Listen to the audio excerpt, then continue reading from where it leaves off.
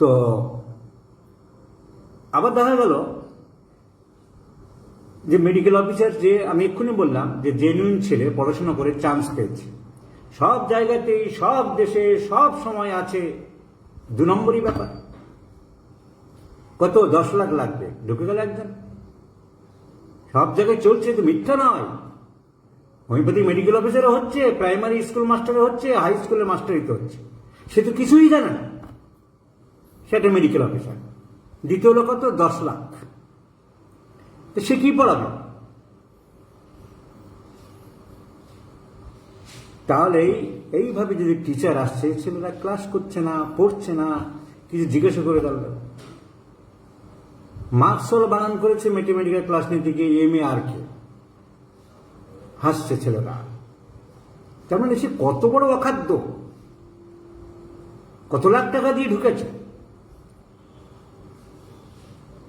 এইরকম চলছে, বিভিন্ন কলেজ থেকে খবর পাই। তো সেই সব ব্যাপারে বিভিন্ন জায়গার বিভিন্ন দেশের আমি একটা দিয়েছিলাম। দুম করে বাংলাদেশের একজন ডাক্তার চিকিৎসক বলল, সেই ঠাকুর ঘরে কে, আমি তো কলা খাইনি, সেরকম উনি ধরলেন যে আপনি বোধহয় আমাদের কথাই বলছেন, ভুল করছেন, অমুক তমুক, বিরাট লেকচার দিল। আমি তোমাদের কথা বলবো কেন? আমি তো কোনো দেশের কথা বলি না।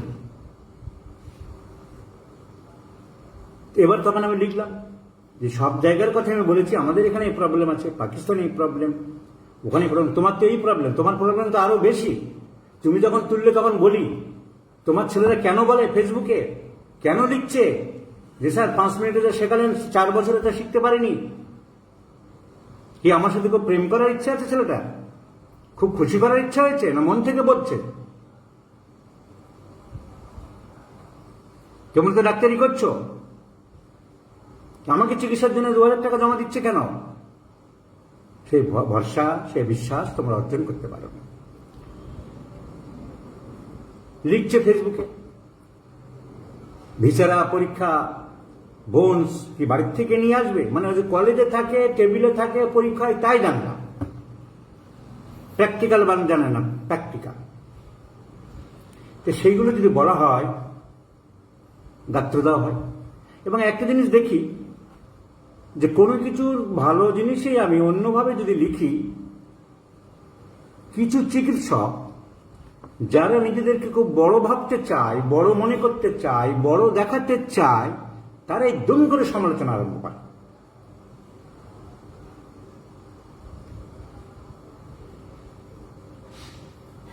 তাদের সাথে যতই বন্ধুত্ব থাক, তার মানে অবচেতন মনে একটা ক্রমাগত হিংসা চলতে থাকে, জেলাসি চলতে থাকে।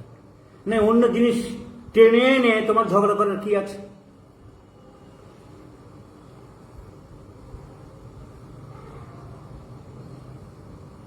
সে ঢাকার সাভারের চিকিৎসকই হোক, সে চাঁপাই নবাবগঞ্জের চিকিৎসকই হোক, সে ঢাকার মসজিদের পাশের চিকিৎসকই হোক, কিংবা রায়চৌধুরী কোম্পানি হোক, এরা যে কোনো জিনিস টেনে এনে সমালোচনা করতে আরম্ভ করে।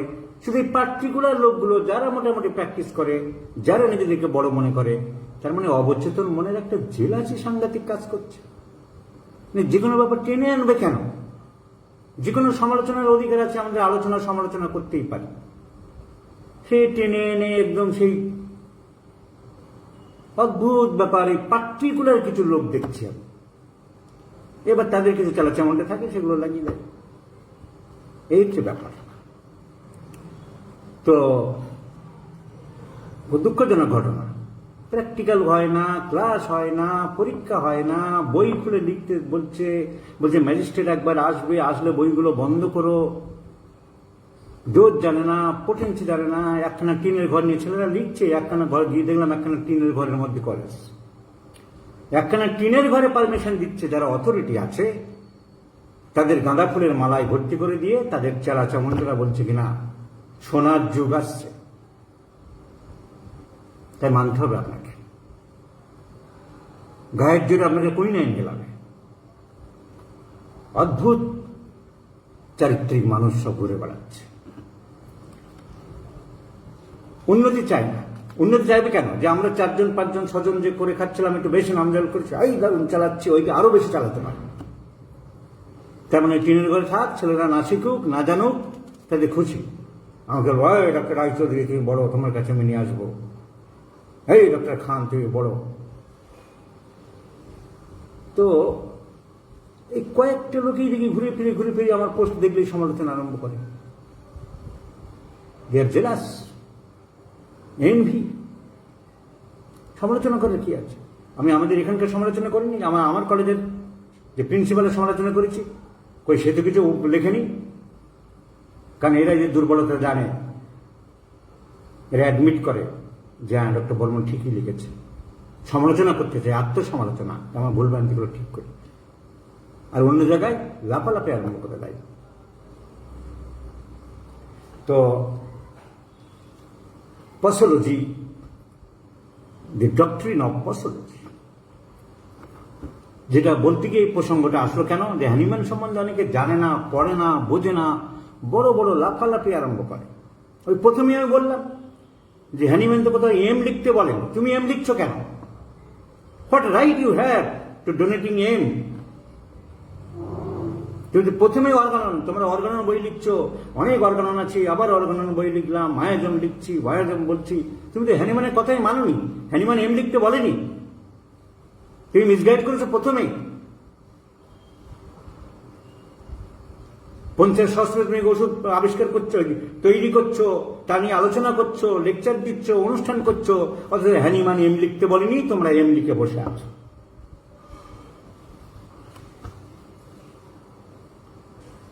হেরিং সাহেব মাঝখানে এসে বলল যেন ওষুধকে ওনার অত ডাইনামিসিটি পছন্দ হলো না। উনি বললেন যে হ্যানিম্যানের যে 1:99 বলল,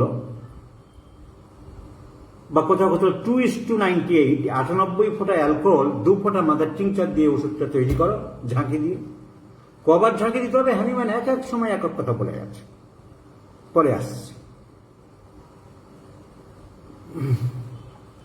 তো হ্যানিম্যান বলল না, একটু মেটেরিয়ালই আসে, 1:9 করবো, 1 ভাগ ওষুধ 9 ভাগ অ্যালকোহল। উনি নাম দিলেন ডেসিমেল স্কেল অফ পোটেন্সি, দশমিক পোটেন্সি। তাহলে হ্যানিম্যান যে 6:30-200 তৈরি করছিল তার নাম ছিল শততমিক, সেন্টেসিমেল পোটেন্সি। হেরিং তৈরি করলেন দশমিক পোটেন্সি। হ্যানিম্যান মৃত্যুর আগে বের করলেন, পরীক্ষা নিরীক্ষা করতে করতে বললেন 50 সহস্রতমিক। কেন? ওষুধের পাওয়ার নাকি কি 1/50,000 দাঁড়াচ্ছে।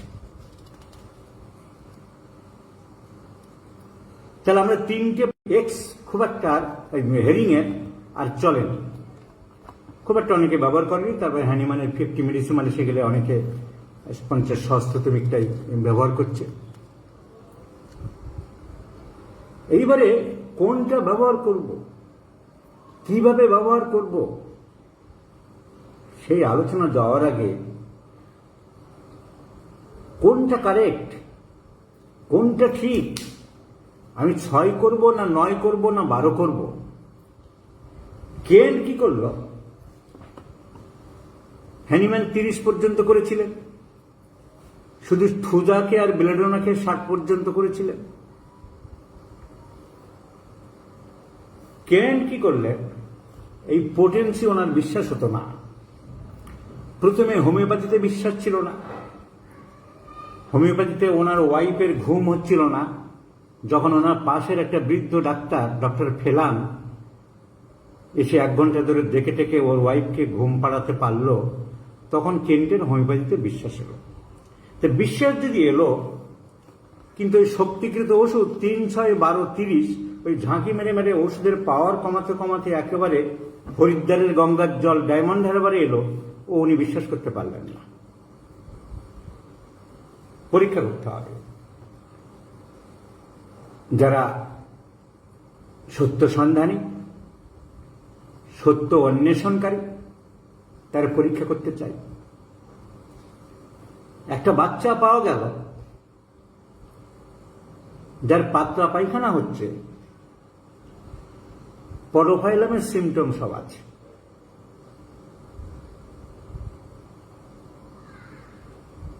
কেন ভাবলেন হ্যানিম্যানের 30 এই বাচ্চাটাকেই পরীক্ষা করে দেখব, পডোফাইলামের সব সিমটম আছে, যদি পডোফাইলাম 30 দিয়ে বাচ্চাটা ঠিক হয় তাহলে আমি হ্যানিম্যান তোমার পোটেন্টাইজেশন থিওরিটা মানব।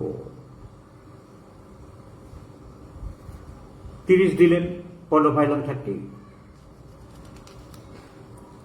এ গল্প পাবে কেন্টের ফিলোসফিতে, কত চ্যাপ্টার আছে আমি বলে দেবো। দিয়ে উনি খুব সংশয়ে ছিলেন, বাচ্চাটা বাঁচবে তো। পরের দিন নিজেই বাচ্চাটার খবর নিতে গেলেন, দূর থেকে খুব ঠান্ডা মাথায় অন্য লোকজন দিয়ে খবর নেওয়ার চেষ্টা করেন। উনি জানেন বাচ্চাটি নির্ঘাত মারা গেছে, কারণ এই পডোফাইলাম 30-এ কোনো কাজ হবে না। বাচ্চাটা দিব্যি ভালো আছে, হেসে গেলে বেড়াচ্ছে, ইমপ্রুভ হলো। তাহলে কেন্টের মাথায় স্ট্রাইক করলো যে না, শক্তিকৃত ওষুধে তো কাজ করে। Potentization is not a matter of joke.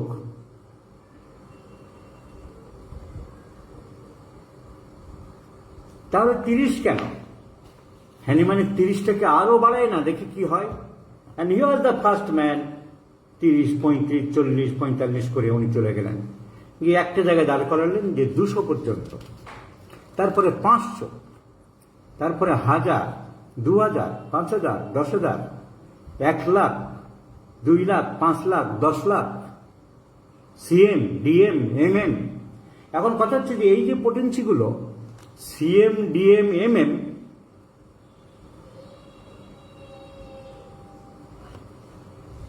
এগুলো কি অতবার ঝাঁকি দিচ্ছে? না,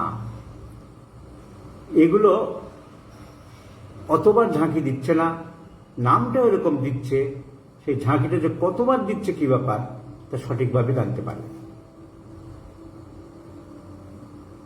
তাহলে পোটেন্সি একটা গোলক ধাঁধার মতন ব্যাপার।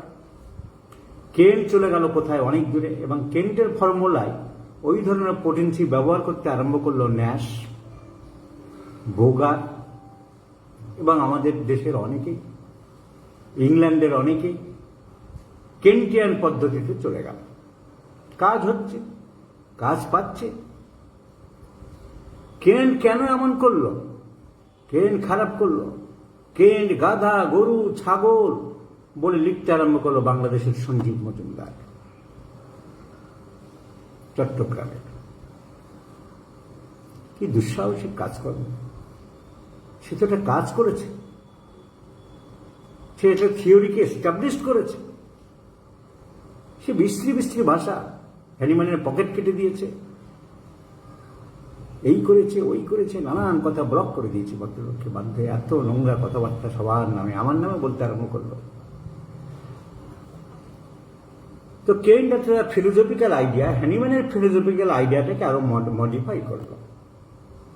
যে আইডিয়াতে চাঁদে যাওয়া যায়, রকেটকে যে গতিতে বাড়িয়ে, সেই গতি আরো বাড়িয়ে মহাকাশচারীরা যে মঙ্গলে যাচ্ছে, কি খারাপ অন্যায় করছে? পরে যদি বৃহস্পতিতে যায়, শনি গ্রহে যায়, কি অন্যায় হবে? তার সমালোচনা করতে হবে, খারাপ বলতে হবে, বৃহস্পতিতে গেলে তাকে গালিগালাজ করতে হবে। তো এইরকম পাগল ছাগলও আছে হোমিওপ্যাথিতে, এরা সব পঙ্গা পণ্ডিত, বড় বড় পণ্ডিত সাথে। কেন এমন করলো? তাকে কৈফিয়ত দিতে হবে। ফেসবুক হচ্ছে সস্তার জায়গা, ওইখানে লেখা খুব সুন্দর। তাহলে কেন্টিয়ান থিওরিতে ওষুধ আরো শক্তিকৃত হলো। 1M, 10M, 50M, CM আমরা ব্যবহার করি। হ্যানিম্যানের পরবর্তীতে এলো globule 1, globule 2, globule 3, globule 4, etcetera. হেরিংয়ের 3X, 6X এখন খুব একটা অনেকে ব্যবহার করে না। লোয়ার পোটেন্সি করলে হ্যানিম্যান পদ্ধতিতে আমরা করি 3, 6, 12। দোকানে, অনেক দোকানে চাইলে 3X, 6X অবশ্য দিয়ে দেয়। এখন কোন ওষুধ কোন পোটেন্সিতে কিভাবে ব্যবহার করব, বিভিন্ন বিদ্যজনের অভিজ্ঞতা, ক্লিনিক্যাল এক্সপিরিয়েন্সে একটা আইডিয়া পাওয়া গেছে।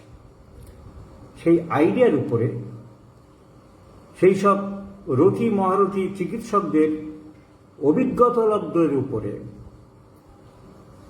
আমরা একটা ফর্মুলা করে নিয়েছি।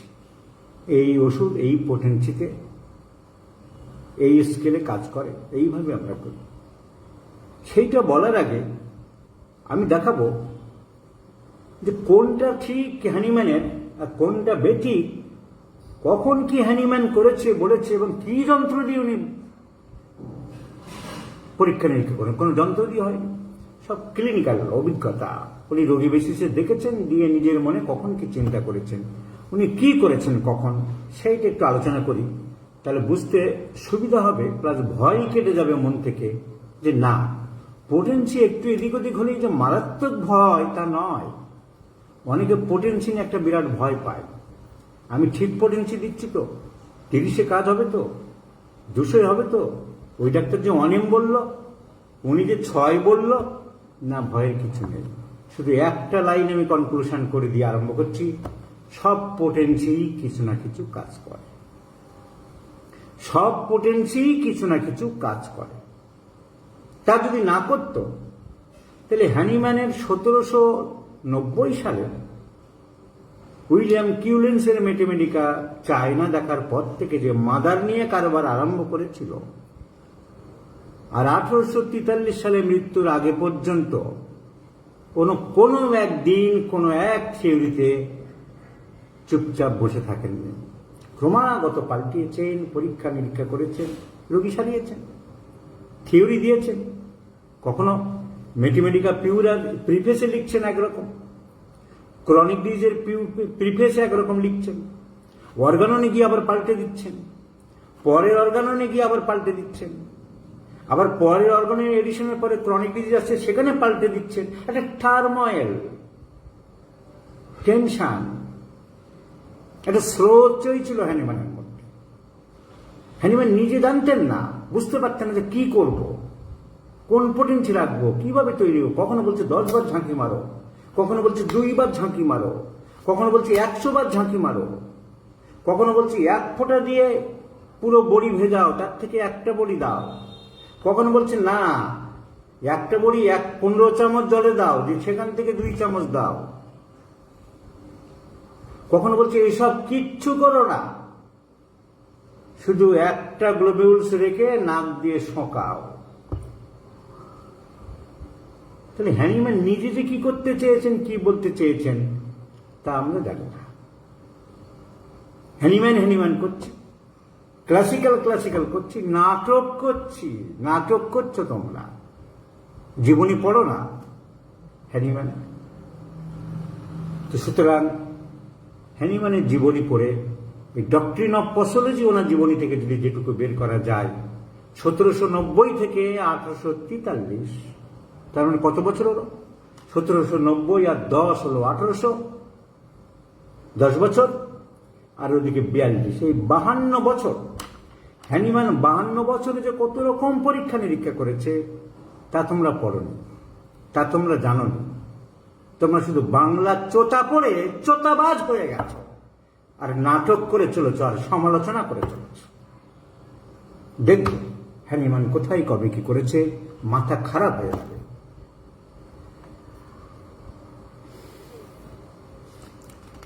1700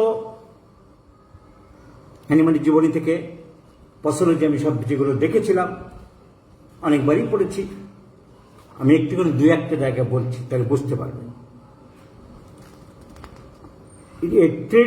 ট্রিটাইজ অন ভেনারেল ডিজিজেস, ভেনারেল ডিজিজের একটা লেখায় ও 1789 সালে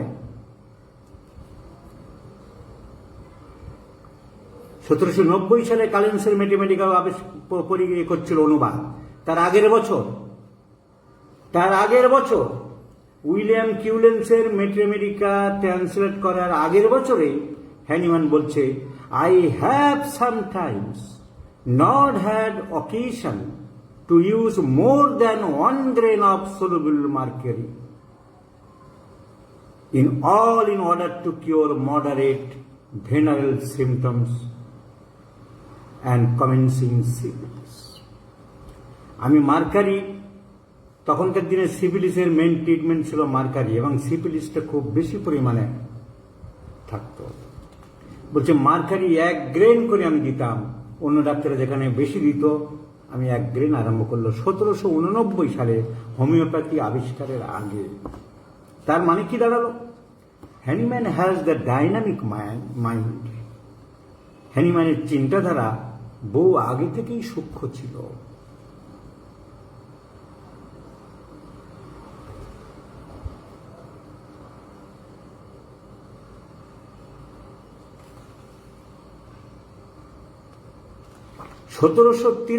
সালে একটা এসে লিখলেন দি কিউরেটিভ পাওয়ার অফ ড্রাগস।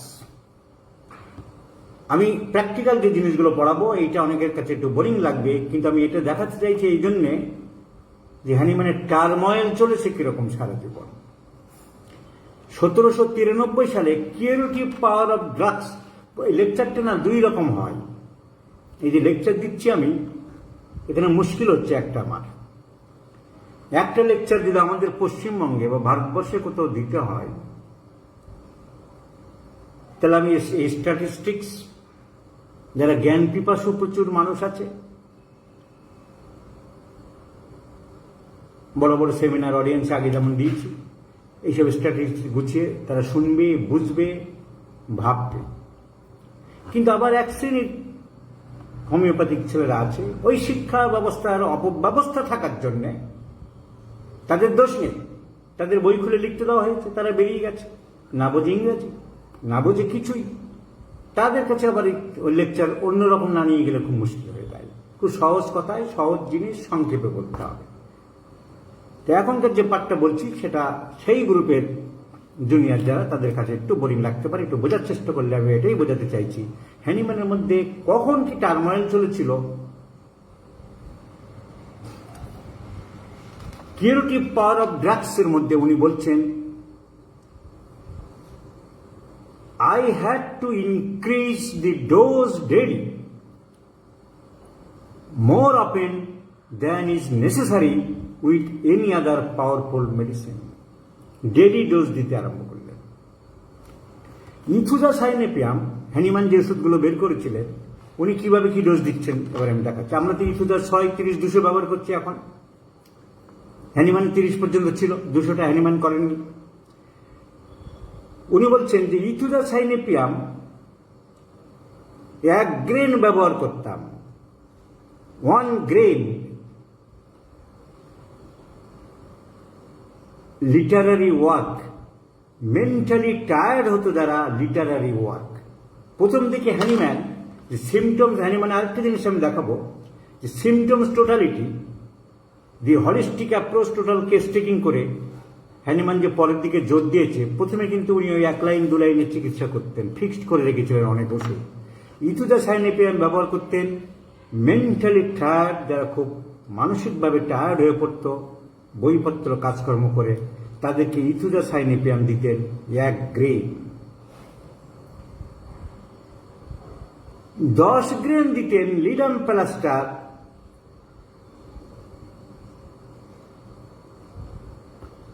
একটা 6 বছরের বাচ্চাকে দিয়েছে পায়ের ব্যথায় 10 গ্রেন। তাহলে ইথুজা দিলেন 1 গ্রেন, আবার লিডাম দিলেন 10 গ্রেন। কেন, কি ব্যাপারে উনি কিছু লেখেন।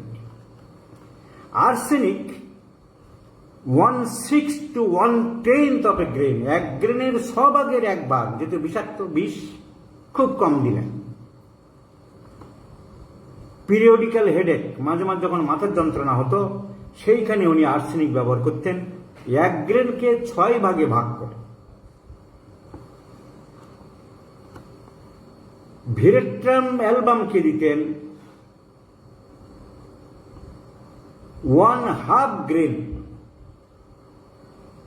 1797 সালে হুবল্যান্ডের জার্নালে উনি লিখলেন,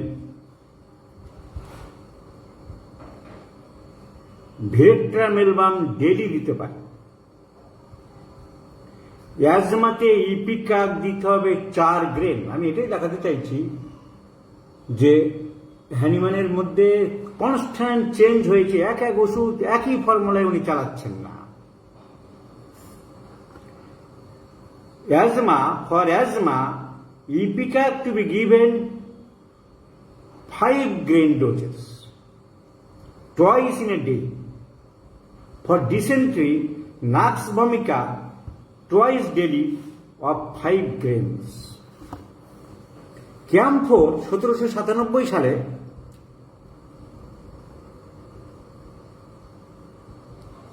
$4 ডোজেস অফ টিংচার একটা 5 বছরের মেয়েকে দিচ্ছে। Camphor 4 doses, opium 2 grain doses, opium 2 grain, আর্সেনিকের 1 গ্রেনের half, veratrum album half grain, arnica দিচ্ছেন, arnica root, arnica mother tincture দিচ্ছেন 5 টিংচার ডোজেস। কোনো পয়জনিং হলে ওনার কাছে উনি ককোলাস দিতেন 15 গ্রেনস ডোজেস। আমি এটাই দেখাতে চাইছি কোনটা 1 গ্রেন, কোনটা 5 গ্রেন, কোনটা 10 গ্রেন, কোনটা দিনে 2 বার, কোনটা 3 বার, কোনো ফিক্সড ফর্মুলা কিচ্ছু করেননি এখনো পর্যন্ত। প্রচুর উদাহরণ এরকম আছে। এরপরে কি করলেন, ক্যাম্পফোরের ডোজ বাড়ালেন, 15 to 20 গ্রেনস ডেলি করলেন। 1799 সালে, তখন অর্গানন বেরোয়নি, বেলেডোনা, সেই সময় স্কারলেট ফিভার হলো এপিডেমিক আকারে, উনি বেলেডোনা দিয়ে সারাতে আরম্ভ করলেন। 1 গ্রেন হিসাবে ডোজ দিতে আরম্ভ করলেন। 5 গ্রেন মানে 1 চামচ, আমাদের নর্মাল চামচ হচ্ছে 5 গ্রেন, তার ভাগ করতে হবে।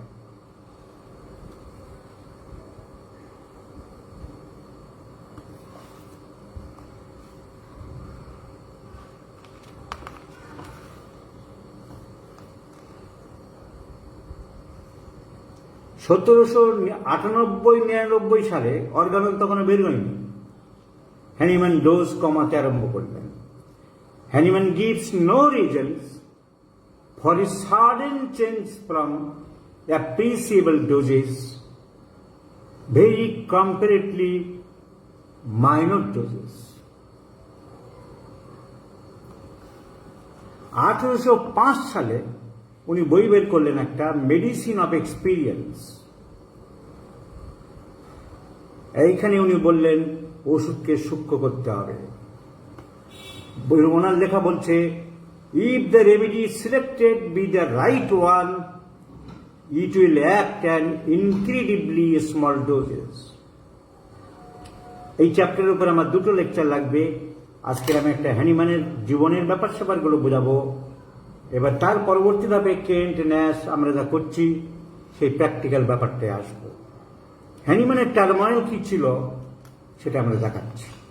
তাহলে 1805 সালে মেডিসিন অফ এক্সপিরিয়েন্স বইয়ে উনি বললেন, রেমেডি সিলেক্টেড যদি রাইট হয়, it will act incredibly small doses. 3 বছর পরে 1808 সালে একটা পেপার পাবলিশ করলেন। উনি বললেন, a single drop of the tincture of arnica root will often remove the bilious tastes and the pains of the parts of the body.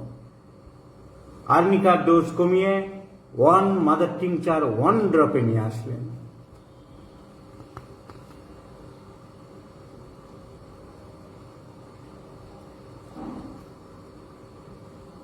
Arsenic, নাক্স ভমিকার ডোজকে করলেন ট্রিলিয়নথ of A grain. এইসব শব্দগুলো আমিও ঠিক মানে বুঝি না। ট্রিলিয়ন অত বোঝার চেষ্টা করিনি। Trillionth of the grain, sextillionth of the grain, কত grain, 80th of the grain. 1 গ্রেনকে 8 ভাগে ভাগ, 10 ভাগে ভাগ, কিভাবে করেছে আমি বুঝি না। মোট কথা খুব সূক্ষ্মভাবে উনি ওষুধকে আস্তে আস্তে চলে আসলেন। 1808 সালে, 9 সালে in the first edition of Organon was published in 1810. 1810 সালে 1810 সালে অর্গানন কি বললেন, The smallest doses are equal to the disease. The dose must therefore be reduced to the smallest point capable of causing an aggravation of the symptoms. However, Organon বললেন aggravation minimise করার জন্য আমরা ওষুধের ডোজকে আমি আরো কমাতে চাইছি। কিন্তু উনি ডায়নামাইজেশন থিওরিতে এখনো আসেনি। সব গ্রেন বা dose, mother tincture dose, but যেগুলো শুকনো পাউডারে সেগুলো গ্রেন হিসেবে ব্যবহার করছে। He does not mention the dynamization theory, শুধু বললেন যে dose should be minimized to avoid aggravation. 1813 সাল ফার্স্ট এডিশন অব অর্গানন বেরোনো 3 বছর পরে উনি একটা লেখা বের করলেন। এমনি ছোট লেখা অনেক আছে বই ছাড়া, যে বইটা ব্রুচার বলে, এগুলোকে ছোট ছোট বুকলেট বের করা, বুকলেট বলে কিংবা ব্রুচার বলে। একটা ব্রুচার বের করলেন, the spirit of the homoeopathic doctrine. ওইখানে বললেন the spiritual power of medicine, the spiritual power of medicine does not accomplish its object by means of quantity দিয়ে বিচার করব না, but by quality, by the dynamic firmness. Hahnemann আরো সূক্ষ্মের দিকে আসছেন এবং অর্গানন ফার্স্ট এডিশনের পরে উনি বললেন যে কোয়ান্টিটি দিয়ে বিচার করলে হবে না, মেডিসিনের কোয়ালিটি দিয়ে, এ ডাইনামিক ইনফ্লুয়েন্স দিয়ে, এ ডাইনামিক ফার্মনেস দিয়ে, এ ডাইনামিক এবিলিটি দিয়ে, এ ডাইনামিক অ্যাকশন দিয়ে বিচার করতে হবে। 1814 সাল টাইফাস বলে একটা ফিভার তখন খুব জার্মানিতে ছড়িয়েছিল, টাইফাস নট টাইফয়েড। উনি বললেন ব্রায়োনিয়া অ্যান্ড রাস্টক্স 12 শক্তিতে অল্টারনেট করে দিতে হবে। যারা বলে যে হ্যানিম্যান অল্টারনেশন করেনি তাদের আমি দেখিয়ে দেবো 1814 সালে হ্যানিম্যান পরবর্তীকালে আর করেনি, কিন্তু ওনার মধ্যে টারমাইল চলছিল, কিভাবে কি করবে বুঝতে পারছিলেন না। উনি কিন্তু ব্রায়োনিয়া রাস্টক্স 12 শক্তি তৈরি করলেন, করে অল্টারনেশন আরম্ভ করলেন by the centesimal scale, এবং 1 ফোঁটা করে অল্টারনেট দিতে আরম্ভ করলেন। A single drop of each of these medicines is to be given for the dose. 1815 সাল, তার পরের বছরে এলাম।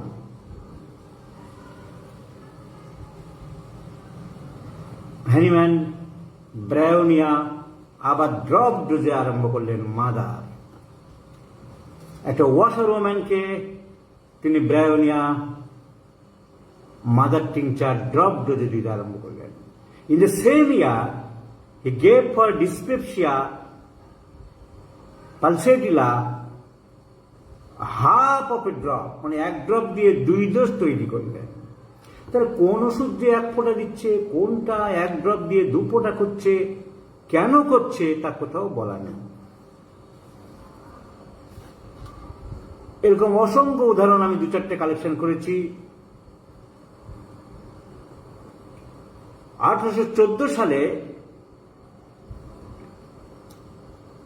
ওনার প্রিয় ছাত্র ডক্টর স্টাফকে লিখছে, my strong tincture of rhus tox and the diluted tincture bryonia root, I have not now any more strong 112 tincture ব্যবহার করছি আমি, ব্রায়োনিয়া টিংচার এবং রাস্টক্স।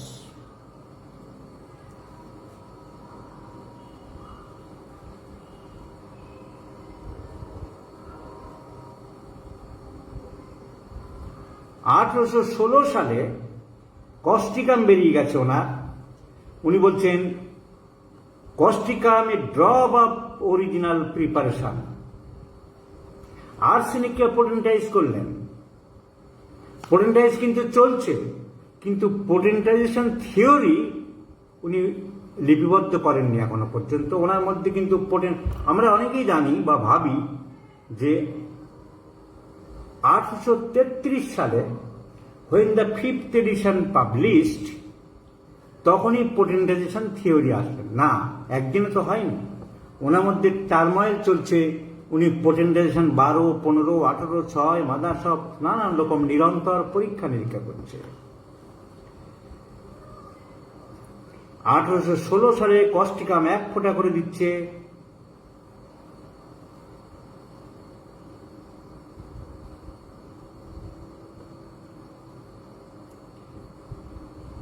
চায়না, উনি ওষুধ তখন পোটেন্টাইজ করছেন, চায়না 12 শক্তিতে ব্যবহার করতে লাগলেন, অ্যাসারাম 12 শক্তিতে, ইপিকাক 3 শক্তিতে।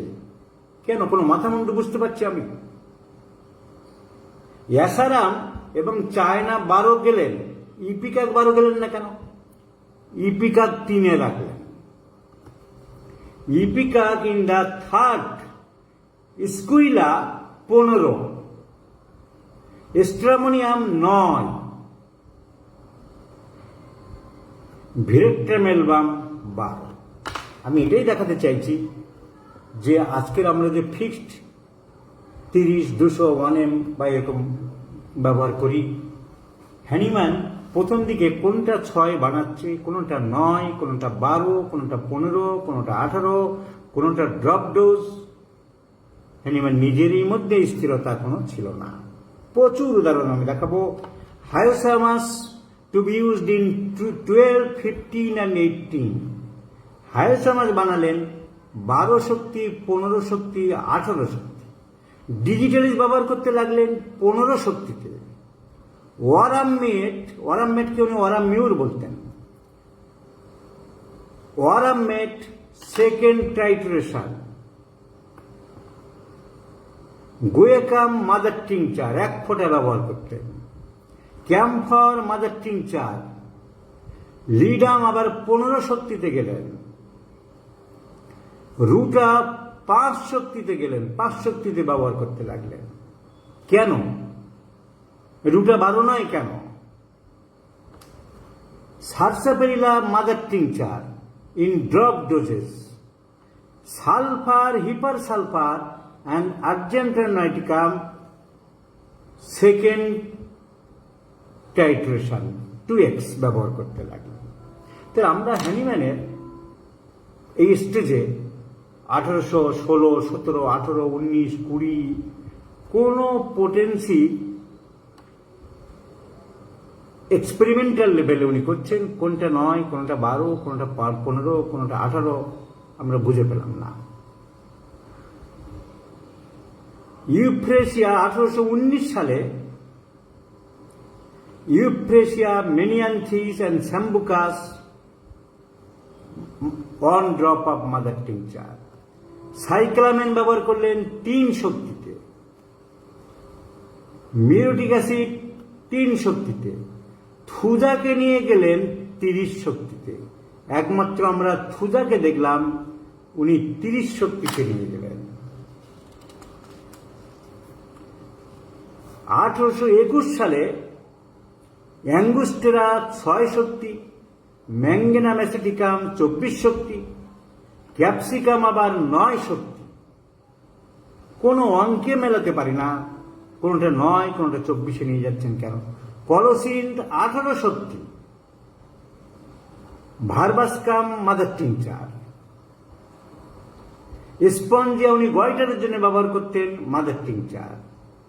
স্টেনাম 6 শক্তি, ড্রসেরা 9 শক্তি, বিসমাথ 2nd টাইট্রেশন। অ্যানিম্যালের জীবনী থেকে আমি এগুলো কালেকশন করেছি এবং চিন্তা করেছি কোনো মাথা মুন্ডু কিছু পাওয়া যাচ্ছে না। কেন উনি কি পরীক্ষা করছেন? কোনটা 2, কোনটা 6, কোনটা 9, কোনটা 12, কোনটা। 1822 সালে ডালকামারা তৈরি করলেন 24 শক্তি, সিনা 9 শক্তি। বেলেডোনা 30-এ চলে গেলেন। থুজা 30-এ গিয়েছিলেন, এবারে বেলেডোনা 30-তে গেলেন। তাহলে দুটো ওষুধ উনি মাত্র 30-এ গেলেন, বেলেডোনা এবং থুজা। ডালকামালা 24 পর্যন্ত নিয়ে গেলেন। সিনা 9 ব্যবহার করতে লাগলেন। ক্যানাবিস ছাটাই বা মাদার টিংচার ব্যবহার করতে লাগলেন। ককুলাস 12, নাক্স ভমিকা 30, নাক্স ভমিকাকে আবার 30-এ নিয়ে গেলেন। তাহলে 30 তৈরি করে আমরা 3টে পেলাম, বেলেডোনা, থুজা এবং nux vomica. Opium 6, moschus 3, oleander 6, মাৎসল 12, অ্যাকোনাইট 24, আর্নিকা 6। 1828 সাল, Hahnemann had now given in the world his psora theory. Hahnemann psora থিওরিতে আসলেন। ডোজ পাল্টালেন। উনি এবারে বললেন 1828 সালে the dose must but be one globule not larger than a mustard seed soaked in the dilution। 1828 সালে এসে আমূল পরিবর্তন করলেন যে গ্লোবিউলসের মধ্যে ভিজিয়ে একটা মাত্র গ্লোবিউল ব্যবহার করতে হবে।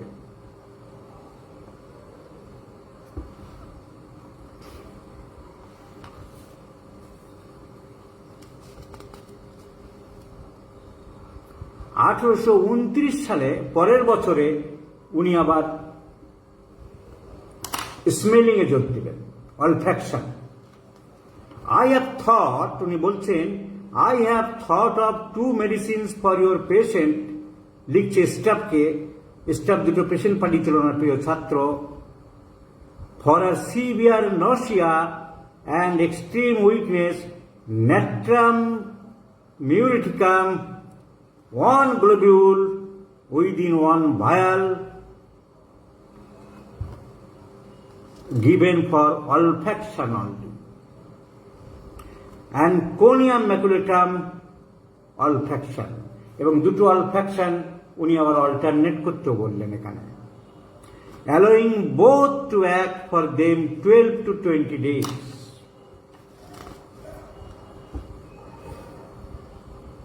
ফিফথ এডিশন বেরিয়ে গেল বাজারে 1833 সালে। আমি একটা এভলিউশন দেখাচ্ছি হ্যানিম্যানের, তারপর আমাদের প্র্যাকটিক্যাল অভিজ্ঞতা কোন পোটেন্সি ডোজ আলোচনা করব। অর্গানন 1833 সালে বেরিয়ে গেলে তার অ্যাপোরিজম 270-এ বলছেন 2 drops of fresh vegetable juice 2 ফোঁটা নিতে হবে। এই 1833 সালে উনি একটা ফর্ম তৈরি করলেন যে 2 ফোঁটা নিতে হবে উইথ 98 drops of alcohol। 98:2:98 রেশিওতে ওষুধ তৈরি করতে হবে, and potentized by means of 2 succussions, দুটো সাবকাশন দিতে হবে। 2:98, 2 ফোঁটা মাদার টিংচার, 98 ফোঁটা অ্যালকোহল, এই রেশিও মেনটেন করে 2 বার ঝাঁকি দিয়ে একটা ওষুধ তৈরি করো।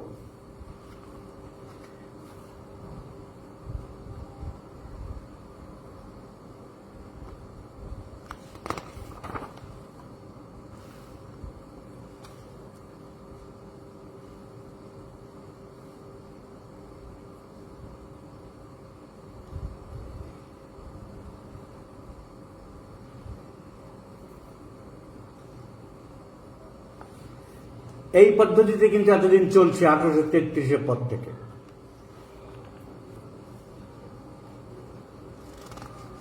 এবং অলফ্যাকশনের উপরেও হ্যানিম্যান গুরুত্ব রাখলেন।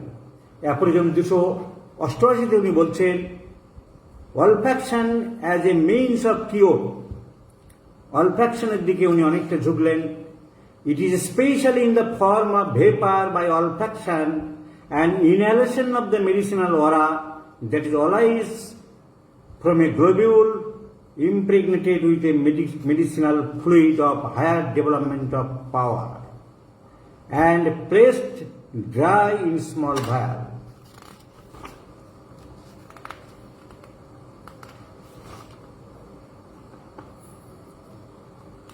এইবারে আমি দেখাবো যে 1835 সালে উনি বলছেন, আমি হ্যানিম্যানের কন্ট্রাডিকশনটা দেখাচ্ছি। 1835 সালে second edition of the chronic disease, তাহলে হ্যানিম্যানের অনেক জিনিস কন্ট্রাডিক্টরি হয়ে যাচ্ছে। 1835 সালের second edition of the chronic disease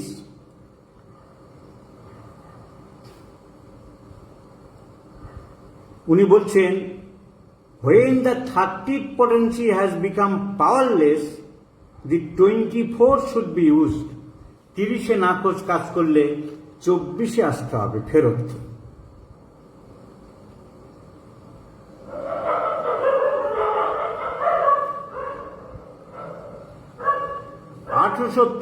সালের জানুয়ারি, এই দেখাতে গেলে অনেক সারা রাত দেখাতে পারবো, অনেক এক্সাম্পল আছে, প্রচুর আছে।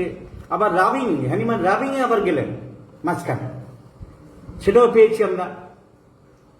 In the pamphlet of the cure of Asiatic cholera, Asiatic cholera বলে কিওর অফ এশিয়াটিক কলেরার উপরে একটা প্যাম্পলেট বা ব্রুসার উনি বের করলেন। He recommended drop dose of strong solution of camphor every 5 minutes to be rubbed upon the skin. অলফ্যাকশনে বললেন, আবার রাবড অফ দি স্কিনে বললেন camphor.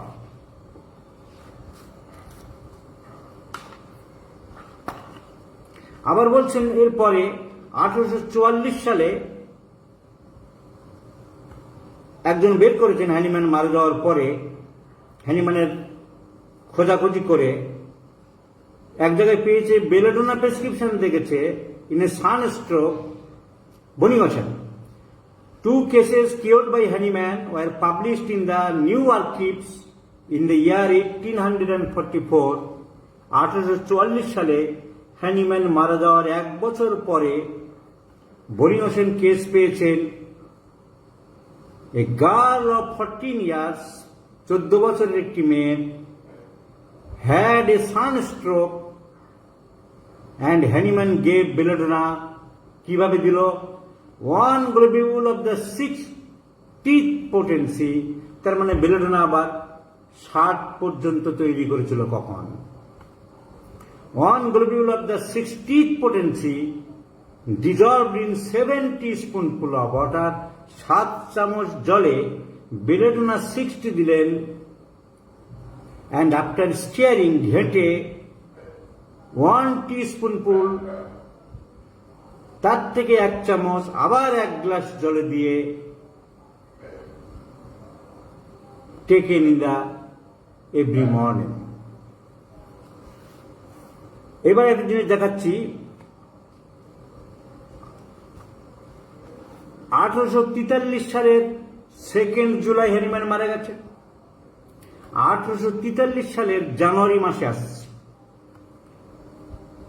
Hahnemann wrote to Dr. Romani of Paris, প্যারিসে ডক্টর রোমানিকে লিখছেন,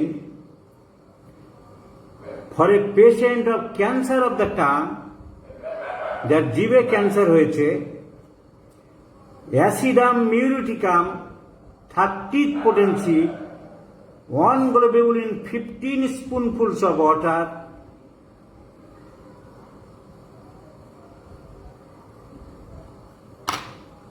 তাহলে মৃত্যুর 4 মাস আগে উনি কিন্তু অ্যাসিড মিউর 30 ব্যবহার করেছেন। 50 মিলিসিমাল স্কেল 1841, 42, 38, 39 3x থেকে তৈরি করে যে প্রসেস করছিল, কিন্তু আমি এটা দেখালাম হ্যানিম্যান কিন্তু 30-200 বন্ধ করেনি। আজকে যে আমি দেখাতে চাইছি এই কারণে, অনেকে বলছে যে 50 মিলিসিমাল বেরিয়ে যাওয়ার পরে আর সেন্টিসিমেলের কোনো প্রয়োজন আছে কি? 50 মিলিসিমেল নিয়ে আলোচনা চলছে, অনেক জায়গায় চলছে, হচ্ছে, হবে। অনেকে বড় বড় গলায় বলবে যে 50 মিলিসিমাল বেরোনোর পরে সেন্টিসিমেল তো বন্ধ হয়ে যাওয়া উচিত, ব্যাকডেটেড, প্রহিবিটেড। হ্যানিম্যান নিজে ব্যবহার করেছে cancer of the tongue acid mur 30। আমি হেডের বই থেকে দেখাচ্ছি, অরিজিনাল বই সব।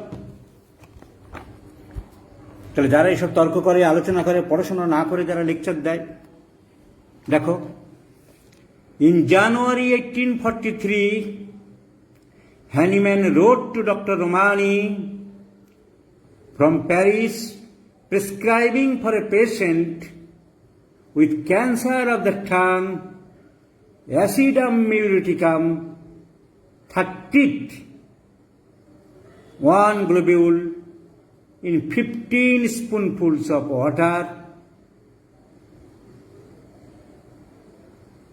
তাহলে 1843 সালের জানুয়ারি মাসে অ্যাসিড মিউর 30 ব্যবহার করেছেন হ্যানিম্যান। তাহলে বড় বড় যে মিটিং হবে,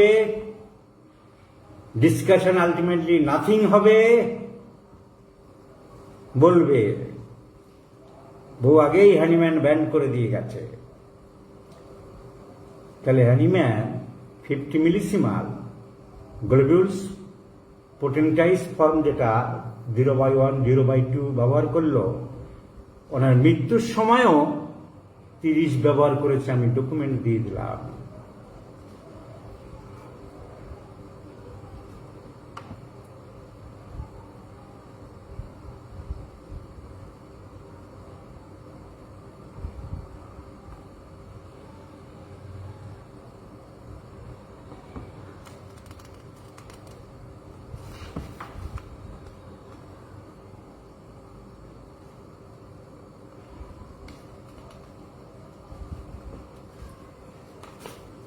তো এইটা আমি এই চ্যাপ্টারটা আর বেশি বড় করতে চাইছি না।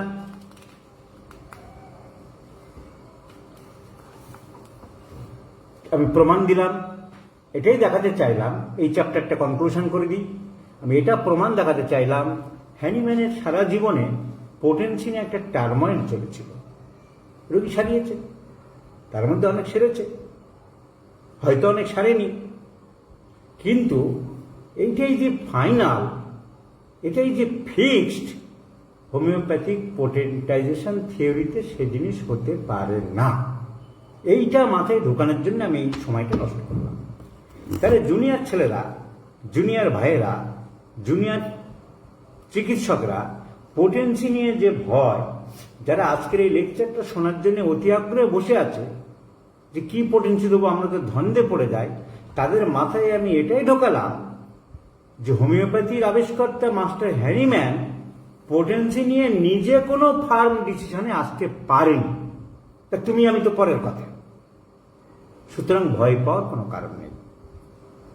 এবং এই কনক্লুশন করে হ্যানিম্যানের জীবনী নিয়ে এবং পরবর্তীকালে অনেকের ওপিনিয়ন নিয়ে আমার কনক্লুশন টানছি এখানে, সব পোটেন্সি কিছু না কিছু কাজ করে, কোথাও বেশি কোথাও কম।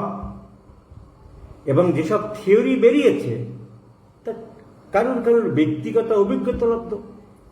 কেন তার ফিলোসফিতে দিয়েছে তার নিজস্ব অভিজ্ঞতা লব্ধ।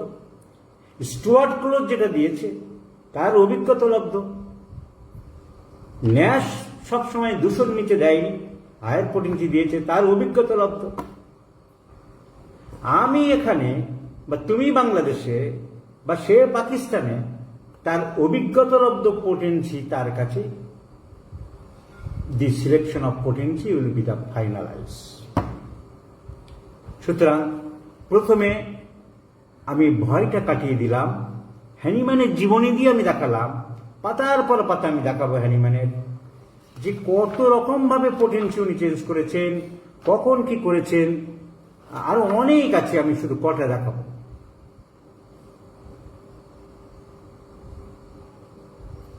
ফসফরাস উনি ব্যবহার করতেন 50 মিলিসিমাল 0/15। এই যে দেখো এখানে দেখাচ্ছি। I do not recollect that anywhere carried beyond 10 unless it was phosphorus, which I think he made up to globules by 15. উনি ফসফরাস গ্লোবিউলস 15 ছাড়া ব্যবহার করতেন না। কিন্তু আমরা কি করছি, ফসফরাস 1 দিচ্ছি, 2 দিচ্ছি, 3 দিচ্ছি।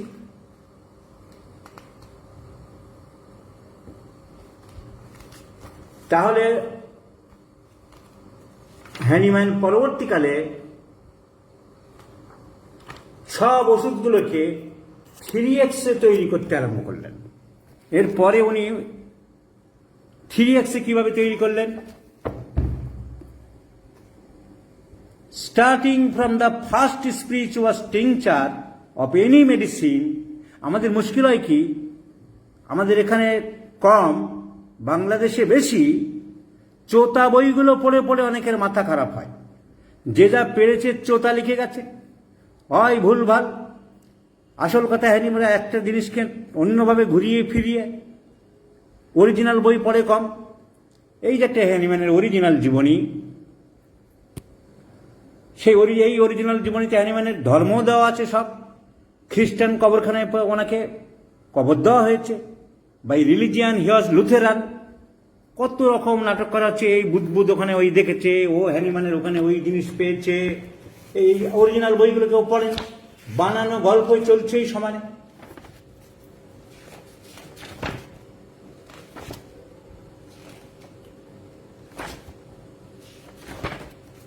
এই যখন এই প্রশ্নটা উঠলো হ্যানিম্যানের ধর্ম নিয়ে, যে বারবার অনেকে যে ভাঁড়ামো এবং নোংরামো করে চলেছে, আমি অরিজিনাল হ্যানিম্যানের জীবনীতে আমি একটা জায়গায় দেখাচ্ছি, আজকেই দেখানো এই সুযোগে আমি দেখিয়ে দিচ্ছি। আমার কথা হচ্ছে হ্যানিম্যান ধর্ম পরিবর্তন করলে আমাদের আপত্তি কিছু নেই। এই ভাঁড়ামোগুলো কেন করছে, কারা করছে, কি লাভ? তাতে কি নিজের ধর্মকে খুব বড় করে দেখানো যায়? ইন রিলিজিয়ান, এই যে রিলিজিয়াস ভিউস, হ্যানিম্যানের যে ইন্টারন্যাশনাল জীবনী ডক্টর হেলের, রিলিজিয়াস ভিউজ কি বলছে দেখো। In religion Hahnemann was brought up a Lutheran. খ্রিস্ট ধর্মের মধ্যে ভাগ ছিল। Hering said that it was controversy with gods that formed Hahnemann's religious views for life. He was a deist. Everywhere in his writings may be found expressions indicating that he, in all matters, recognized God as the supreme one, and that he viewed life as a vast field in which to do good according to the permission and wisdom of that God. Details দেওয়া আছে। তো এইসব ভাঁড়ামো যে চলছে, original বই কেউ পড়ে না, ওই একটা কে ভাঁড়ামো লিখলো সেখান থেকে চালিয়েই যাচ্ছে। তাহলে আমি এই চ্যাপ্টারের উপসংহার টেনে বলতে চাইছি যে পোটেন্সি নিয়ে ভয় পাওয়ার কিছু নেই। হ্যানিম্যান সারা জীবনে 50-52 বছর ধরে পোটেন্সি নিয়ে নিজে একটা টার্ময়েলে ছিলেন। কখনো একটা ওষুধের 6 ব্যবহার করেছে, কখনো অন্য ওষুধের 9 ব্যবহার করেছে, কখনো 6টাকে 12তে নিয়ে গেছে, কখনো 30 কাজ হচ্ছে না বলে উনি 24-এ নেমে এসেছেন, 24 কাজ হচ্ছে না সেই ওষুধ 12তে চলে এসেছে, কখনো ড্রপ ডোজ দিয়েছে মাদার টিংচার, কখনো 1 ফোঁটাকে ভাগ করেছে, এবং লাস্টে গিয়ে উনি বললেন সব 3x-এ কনভার্ট করতে হবে। 3x-এ কনভার্ট করে তার থেকে পোটেন্টাইজ করতে হবে, 100 ফোঁটা অ্যালকোহলের সাথে মেশাতে হবে। 50 মিলিসিমাল যে স্কেল, তার ফর্মুলা এই যে দেখাচ্ছি এইখানে আছে।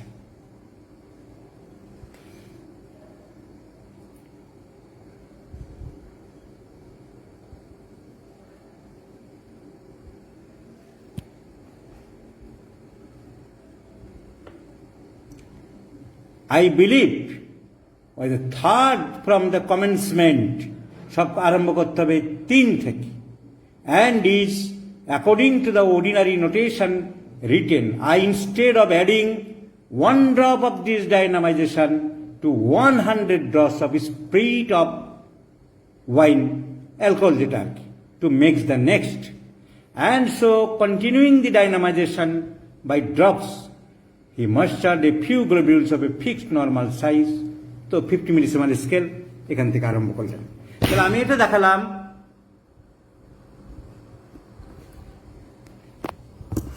হ্যাঁ, এমন লোকও আছে যে বলবে ওই বইয়ে ভুল আছে, আসল দেখে এসেছে কে বুদবুদ।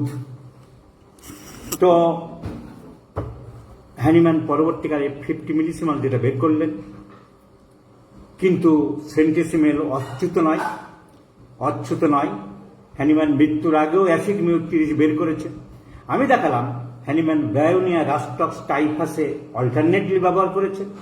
আমি এমন দেখালাম হ্যানিম্যান ন্যাট্রামিউর এবং ক্যাম্ফর অলফ্যাকশনে অল্টারনেট ব্যবহার করতে বলেছেন। সো হ্যানিম্যানের নিজেরই টার্ময়েড ছিল। এবারে হ্যানিম্যানের পরবর্তীকালে কেন্ট থেকে আরম্ভ করে, ন্যাশ থেকে আরম্ভ করে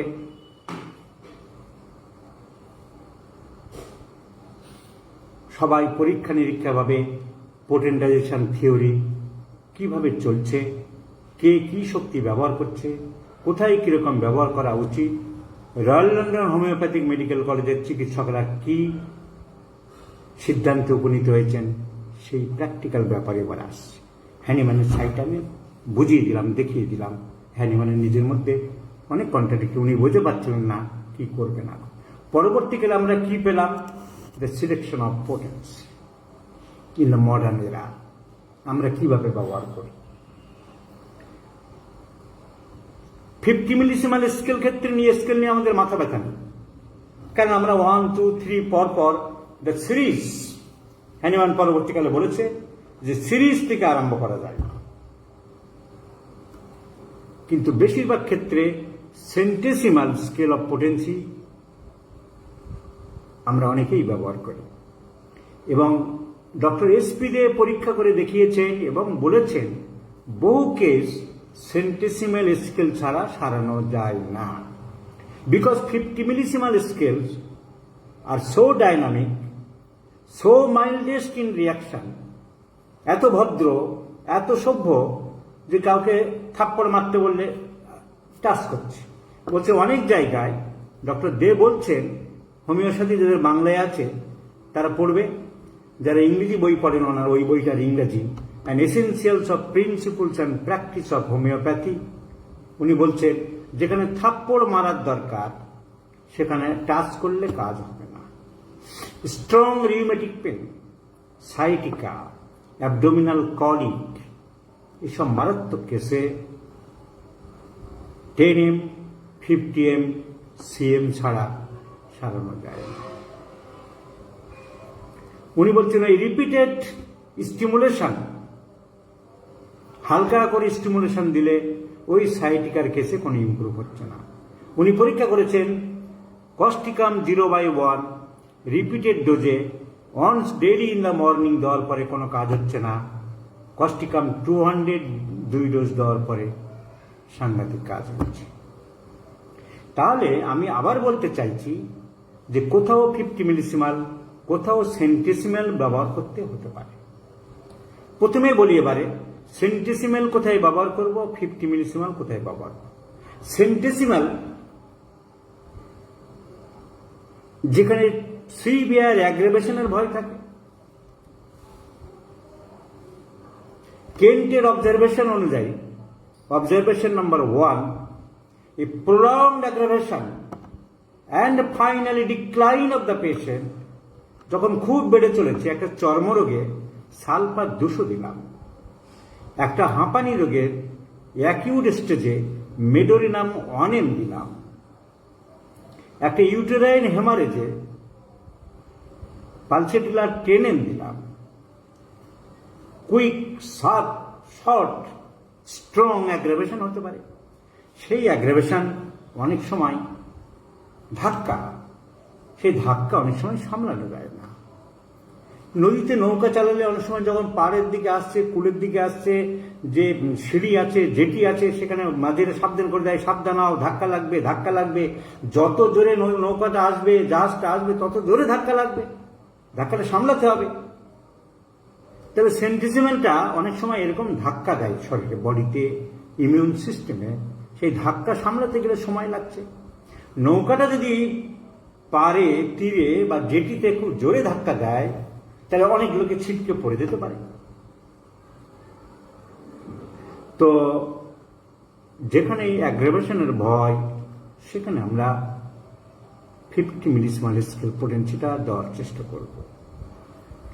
এখন প্রশ্ন হচ্ছে যে রিলায়েবিলিটি অফ দ্য মেডিসিনস, কোন কোম্পানির কি রিলায়েবিলিটি আছে, 50 মিলিসিমাল স্কেলের যে প্রসিডিওর তৈরি করার নিয়ম, সেভাবে কি তৈরি করছে সবাই?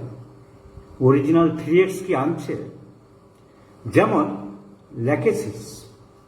ল্যাকেসিস সাপের বিষটা যেহেতু অত্যন্ত ভয়ঙ্কর বিষ, ছয় ছাড়া বরিকান ট্যাপেল থেকে এদেশে আসতো না, ছয় পোটেন্সিটাই আসতো। কিন্তু এবং হ্যানিম্যান নিজে ল্যাকেসিস হেরিংয়ের কাছে 3x চেয়েছিল বাড়াবে বলে, ভাই আমাকে কিছু 3x পাঠাতে পারো? ওনার মাথায় তখন ঢুকেছিল সব 3x দিয়ে 50 মিলিসিমাল বানাবে। তো ল্যাকেসিস আসছে 6। হ্যাপকোতে আমি কথা বলেছিলাম যে ল্যাকেসিস গুলো আপনারা বানাচ্ছেন না কেন? এখন হয়তো বানাচ্ছে কিভাবে জানি না। তখন ওরা বলেছিল যে হ্যানিম্যানের ফর্মুলা অনুযায়ী তো 3x লাগবে, কিন্তু ওষুধটা তো আসছে 6, ওই 7 তো এখানে নেই, এখানে তো 20টা কালেকশন করছি না আমরা, এখনো তো 3x আনিয়েছে কিভাবে? সেই তখন আসছিল না। তাহলে 3x হ্যানিম্যানিয়ান ফর্মুলা যদি মানি, তাহলে আমি ল্যাকেসিস কি করে বানাবো? সলিড প্রশ্ন, উত্তর দিতে পারি না আমরা। বললাম অন্য কোম্পানি তো বানাচ্ছে, তখন অন্য কোম্পানি পাওয়া যাচ্ছে, তাদের তাহলে জিজ্ঞাসা করবো তারা কি করে বানাচ্ছে। আমরা এত রেপুটেড কোম্পানি, এতদিনের কোম্পানি, বরিকান ট্যাপেল থেকে কত রকম ব্যাক পোটেন্সি আনছে, তারা বলছে 6 ছাড়া দিতে পারবো না। বরিকান ট্যাপেল তখন 50 মিলিসিমাল বানায় না, তাহলে আমরা কি করে বানাবো? সুতরাং reliability is also a question which arise. তাহলে যেখানে বাংলাদেশে হ্যাপকো কোম্পানির ওষুধ কিভাবে পাবে আমি কি করে বলবো? তোমাদের এইখান থেকে কিছু কালেকশন করে নিয়ে যেতে হবে, কিংবা গোলাম রব্বানি এবং কাউন্সিলের যে কর্তা ব্যক্তি রেজিস্টার আছে জাহাঙ্গীর সাহেব, এরা দুজনে মিলে সব পার্ট ব্যবসা থাকে তো, সাইড বিজনেস, তো জাহাঙ্গীর সাহেব ওরা এই সাইড বিজনেসে ঢুকেছে। অনেকদিকে আবার সাইড বিজনেস অনেকে শুনি সোনার ব্যবসা আছে, আবার সাইড ব্যবসা হচ্ছে। তো জাহাঙ্গীর সাহেব ওনার যে মিরপুরে হোমিওপ্যাথিক ফাউন্ডেশন আছে নাকি, যেখানে আমি ক্লাস নিয়েছিলাম, ওইখানে ওই গোলাম রব্বানির সাথে একসাথে শেয়ারে হ্যাপকো কোম্পানির ওষুধ তুলছে, ওদের সাথে যোগাযোগ করা যেতে পারে। তবে আমি বলবো সিল ফাইল যদি টাকা একটু বেশিও নেয়, সিল ফাইল যদি নেওয়া যেতে পারে সেটা ভালো। তা নাহলে কোত্থেকে কি ঢালাঢালি করে কি উল্টোপাল্টা মিশে যাবে তা আমি বলতে পারবো না, সে রিস্ক হয়ে যাবে। তার কারণ আমি তো এই সত্যি কথাগুলো বললেই অনেকে রাগ হয়, শত্রুতা করে, আর তখন ফলস অ্যাকাউন্ট ফেসবুকে খোলা খুব সোজা, ফলস আইডি খুলে অন্য একজনের নাম দিয়ে গালি গালাজ, কিস্তি খারাপ, চরিত্র হন, নানান রকম বাধ্যম করা খুব সোজা, সেগুলোই করে। আমাকে যখন গোলাম রব্বানি পড়াতে নিয়ে গেল, তখন ডেঙ্গু চলছিল বাংলাদেশে খুব। আমাকে একটা হোটেলে রেখেছিল, আমার জ্বর লাস্টের দিকে 2-3 দিন আগে জ্বর ভাব, গা হাত পা খুব ব্যথা। আমি বললাম যে ইউপেটোরিয়াম পারপোলিওটাম খেতে পারলে কয়েক ডোজ বোধ হয় ভালো হতো। সঙ্গে সঙ্গে পকেট থেকে ব্যাগ থেকে বের করলো যে আমার কাছে আছে, তাহলে ভালো দিন। হ্যাপকো কোম্পানির অরিজিনাল শিশি অন ড্রাম বের করলো। কি হয়েছে ব্যাপারটা, ইউপেটোরিয়াম পারপোলিওটাম একটা ওষুধ আছে, যেটা কমন নেম বোনসেট, যেটা ইন্টারমিটেন্ট ফিভার, হাড় গোড় ভেঙে গেছে, খুব ব্যথা হয়, সকাল 9টার সময় জ্বর বাড়ে, জ্বরের সময় পিপাসা পায়, যেসব সিমটম আছে। আর একটা ইউপেটোরিয়াম আছে, ইউপেটোরিয়াম পারপিউরিয়াম, PUER, আর এটা PERF। ওটা দেখি ছিপের উপরে PUR, P ফুল স্টপ লেখা, হ্যাপকো থেকে লিখে দিয়েছে। আমি বললাম এটা তো পারপিউরিয়াম, আপনার কাছে পারপোলিওটাম নেই, বলে ওটাই তো দিল। তেমন লেখার কিছুটা গন্ডগোল করেছে, হয়তো শুধু পি লিখে দিয়েছিল, ইউপেটোরিয়াম PF লেখেনি, বা PU লিখেছিল, অর্ডার যেমন দিয়েছে। পারপিউরিয়াম এসছে, বরিকের মেটেমেডিকা সবাই খুলে দেখবে যে ওখানে 3-4 লাইন মাত্র লেখা আছে, এই মেডিসিন ফর ইউরিনারি ট্রাবলস, প্রস্রাবের গন্ডগোল হলে ইউপেটোরিয়াম ওয়েল প্রুফ না, একটা ছোট্ট শর্ট অ্যাক্টিং ড্রাগ। বলছে আমার কাছে আছে, আমি তো প্রায় 300 ফাইল বিক্রি করেছি। তার মানে ডেঙ্গুর সময় ইউপেটোরিয়াম পারপোলিওটাম না পেয়ে 300 লোক পেয়েছে ইউপেটোরিয়াম পারপিউরিয়াম। তাহলে এই লেকচার যদি তিনি শোনেন আর খাঁটি কথা যদি বলি, তো কি উনি মিত্র থাকবেন আমার? আমি আবার সত্যি কথা বলে ফেলি। এই সত্যের গল্পটা না বললে তোমরা ওই ঢেলে দিলে নেবে আর ঠকতে হবে। সিনার জায়গায় চায়না দিলে কি করবে?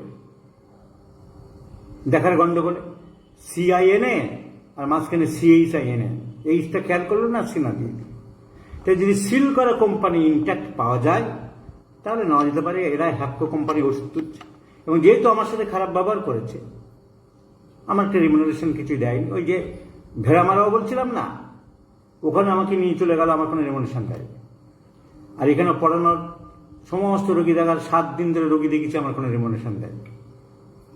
এই সমস্ত কারবার অনেক জায়গায় করেছে, নানা রকম। আরও যারা করছে তারা আবার আলাদা গ্রুপ করছে, অনেক টাকা পয়সা নয়সই করে।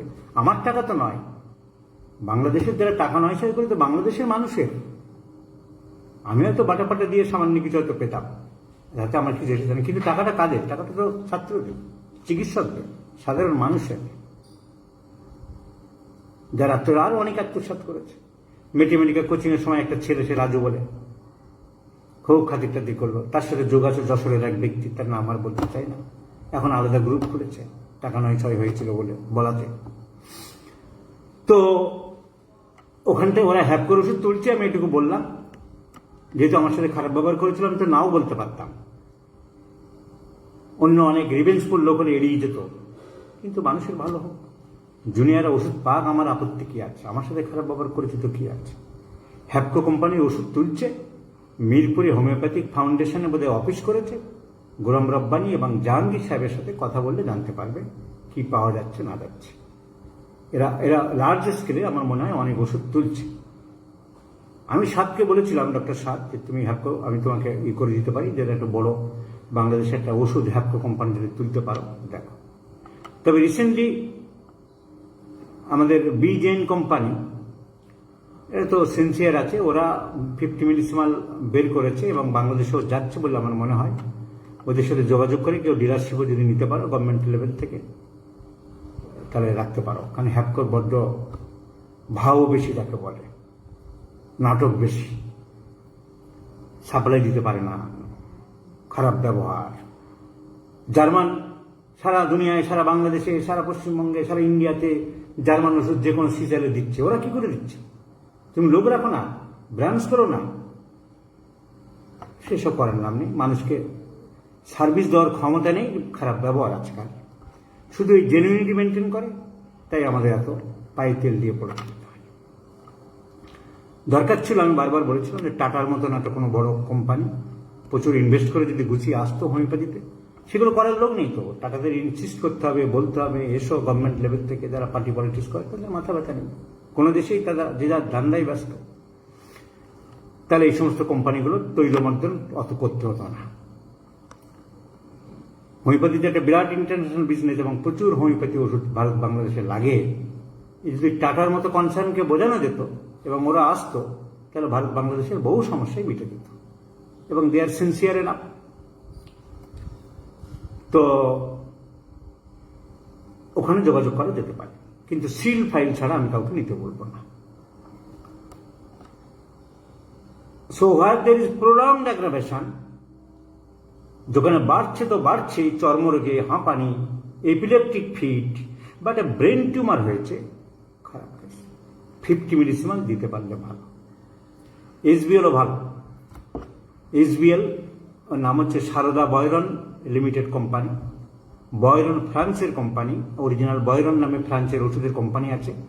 আর সারদা আমাদের এখানে নাম করা ডাক্তার ছিল দিল্লি, ডক্টর যুগল কিশোর, ওনার ওয়াইফের নাম ছিল সারদা, উনি এর মধ্যে ঢুকেছিলেন, সেই জন্য ওনার ওয়াইফের নাম সারদা আর ফ্রান্সের বয়রন কম্বিনেশন হয়েছিল। SBL কোম্পানির ওষুধও ভালো, প্রত্যেকটা ভালো, গুণগত মান ঠিক আছে। SBL পেলে নেওয়া যেতে পারে। তো সেক্ষেত্রে 50 মিলিসিমাল আমি দেওয়ার চেষ্টা করব। এইবারে 50 মিলিসিমাল কি আমাকে, আমার 1 আছে, 1-এর পরে আমি পাইনি কালেকশন করতে, তারপরে 5 আছে, তারপরে 10 আছে। ছেলেরা চিন্তায় পড়ে যায়, 1-এর পরে 2, 3 নেই, 4 নেই, তাহলে 5-এ কি যাবো? কোনো অসুবিধা নেই। 30-এর পরে যদি 200 যেতে পারি, 200-র পরে যদি 1M যেতে পারি, তাহলে আমি 50 মিলিসিমাল 1-এর পরে 5 যেতে পারবো না, 5-এর পরে 10 যেতে পারবো না। সোয়াব কিরকম কোম্পানি? ভালো, নিঃসন্দেহে ভালো। সোয়াব জার্মানির কোম্পানি। সোয়াব এবার ইন্ডিয়াতে ওরা সেন্টার খুলেছে, সোয়াব ইন্ডিয়া নাম দিয়েছে। তো সোয়াব ইন্ডিয়ার ওষুধ ভালো, তবে দাম খুব বেশি, কস্টলি। সোয়াব ইন্ডিয়া, SBL, হ্যাপকো, দিজ আর রিলায়েবল।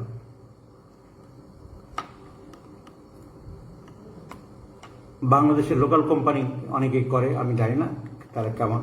আমাদের এখানে লোকাল কোম্পানি অনেক আছে, আমি জানি না, ব্যবহার করি না। তো 50 মিলিসিমাল যেখানে বাড়ার ভয় তোমার কাছে যদি থাকে তাহলে তুমি দাও। এখন কথা হচ্ছে আমার কাছে নেই।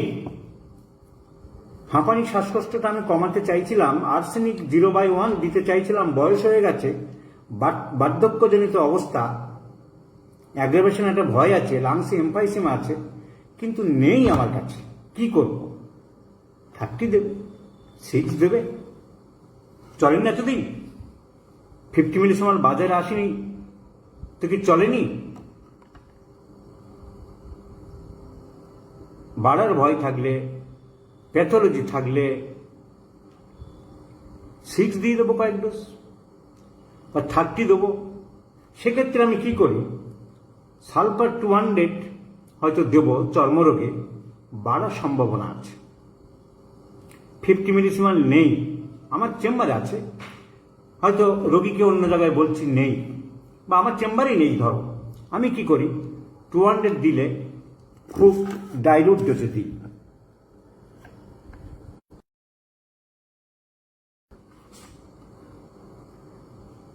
টাকা খুব ডাইলুট করে দিচ্ছি আমি, যাতে অ্যাগ্রাভেশনটা মিনিমাইজ করা যায়। আমি বলি যে 1 কাপ জলে 1 ফোঁটা দাও, দিয়ে সেইখান থেকে 2 চামচ খাও,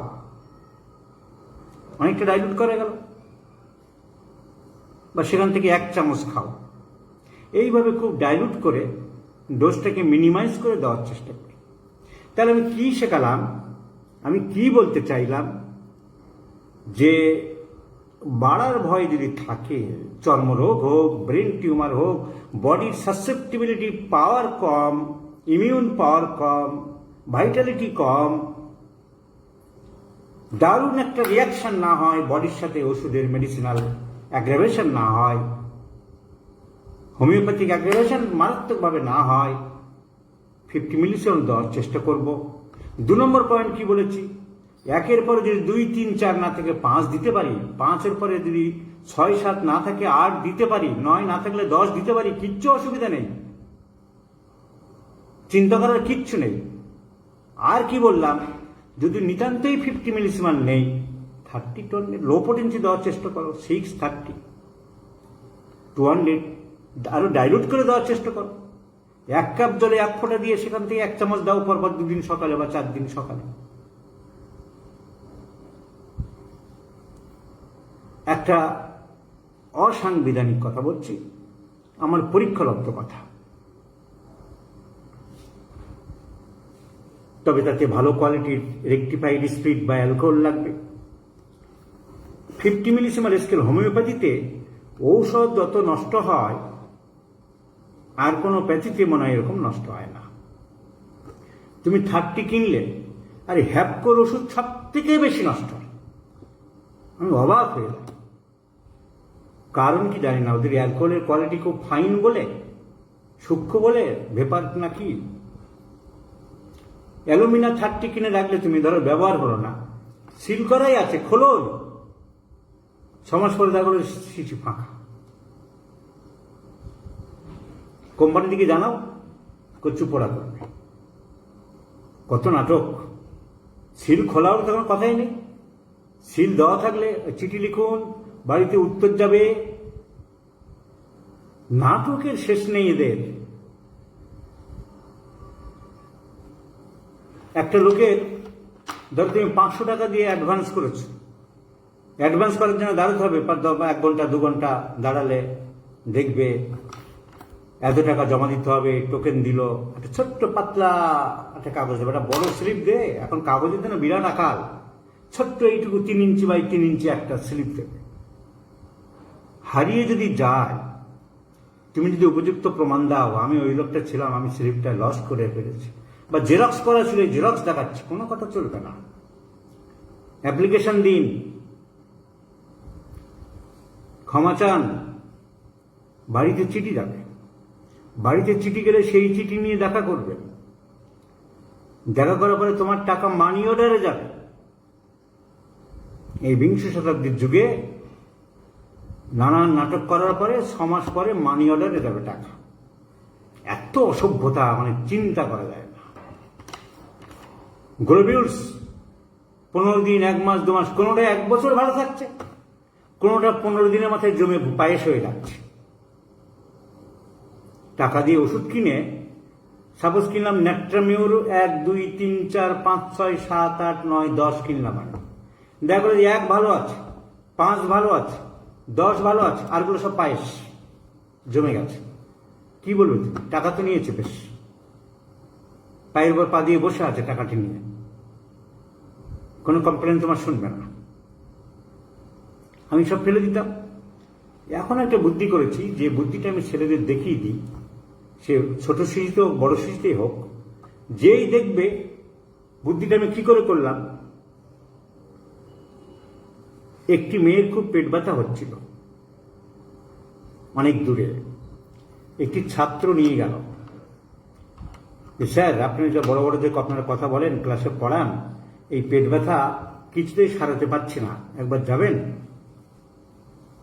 টাকা দেবে অনেক, 500 টাকা দেবে, মানে এখনকার 500 টাকা না, অনেকদিন আগের গল্প, তখন 500 টাকা যাচ্ছিল। তো গেলাম, ইন্টারমিডিয়েন্ট ইন পেইন, ব্যথা একবার হচ্ছে, মেয়েটা করে গড়াগড়ি খাচ্ছে, আবার কিছুটা নেই। Intermediate pain, colocynth and colophyllum is very important. Colophyllum, uterine pain is intermittent, যার দিনে লিভার পেন প্রগ্রেস করে না, ওয়াসটা একবার খুলছে আবার বন্ধ হচ্ছে, ইন্টারমিডিয়েন্ট ক্যারেক্টার। আর abdominal colic, intermittent character and relieve by hard pressure, জোরে চাপ দিলে কমছে, colocynth is the remedy, continuous pain না। আমি colocynth দাও, colocynth সিমটম, colocynth দিয়েছি স্যার, colocynth না দিয়ে কি আর আপনার কাছে গেছি? কত দিয়েছ স্যার? 30, 200। এক্ষুনি বলবো, এই পোটেন্সি সিলেকশন এই পয়েন্টটা আসবো, আজকের আর হবে বলে মনে হয় না, আমার খুব টায়ার্ড লাগছে। আমি বলেছিলাম না যে পোটেন্সি সিলেকশন আর একটা লেকচার নেব, কিছুটা সময় ব্যয় করলাম হ্যানিম্যানের কন্ট্রাডিক্টরি ব্যাপারগুলো এবং তার টার্ময়েলস দেখানোর জন্যে। ওটা দেখানোর এই জন্য দেখালাম যে দুশ্চিন্তা দূর করার জন্য। অনেম দাও, সিএম দাও, সিএম নেই স্যার, সিএম কোথায় পাবো? কারণ more the acute, more the higher potency, provided if there is no pathology. এই র্যান্ডে খেয়াল রাখতে হবে, কারণ স্যার বললো more the higher, more the acute, more the higher. 23 বার পাতলা পায়খানা করেছে, তার ক্ষেত্রে হায়ার দিলে সর্বনাশ হবে, কারণ সেখানে pathology, destruction, dehydration, deterioration, cancer, body immunity power নেই, গলগল করে পুজ বেরোচ্ছে, রক্ত বেরোচ্ছে, সেখানে নয়। যেখানে ফাংশনাল চেঞ্জ,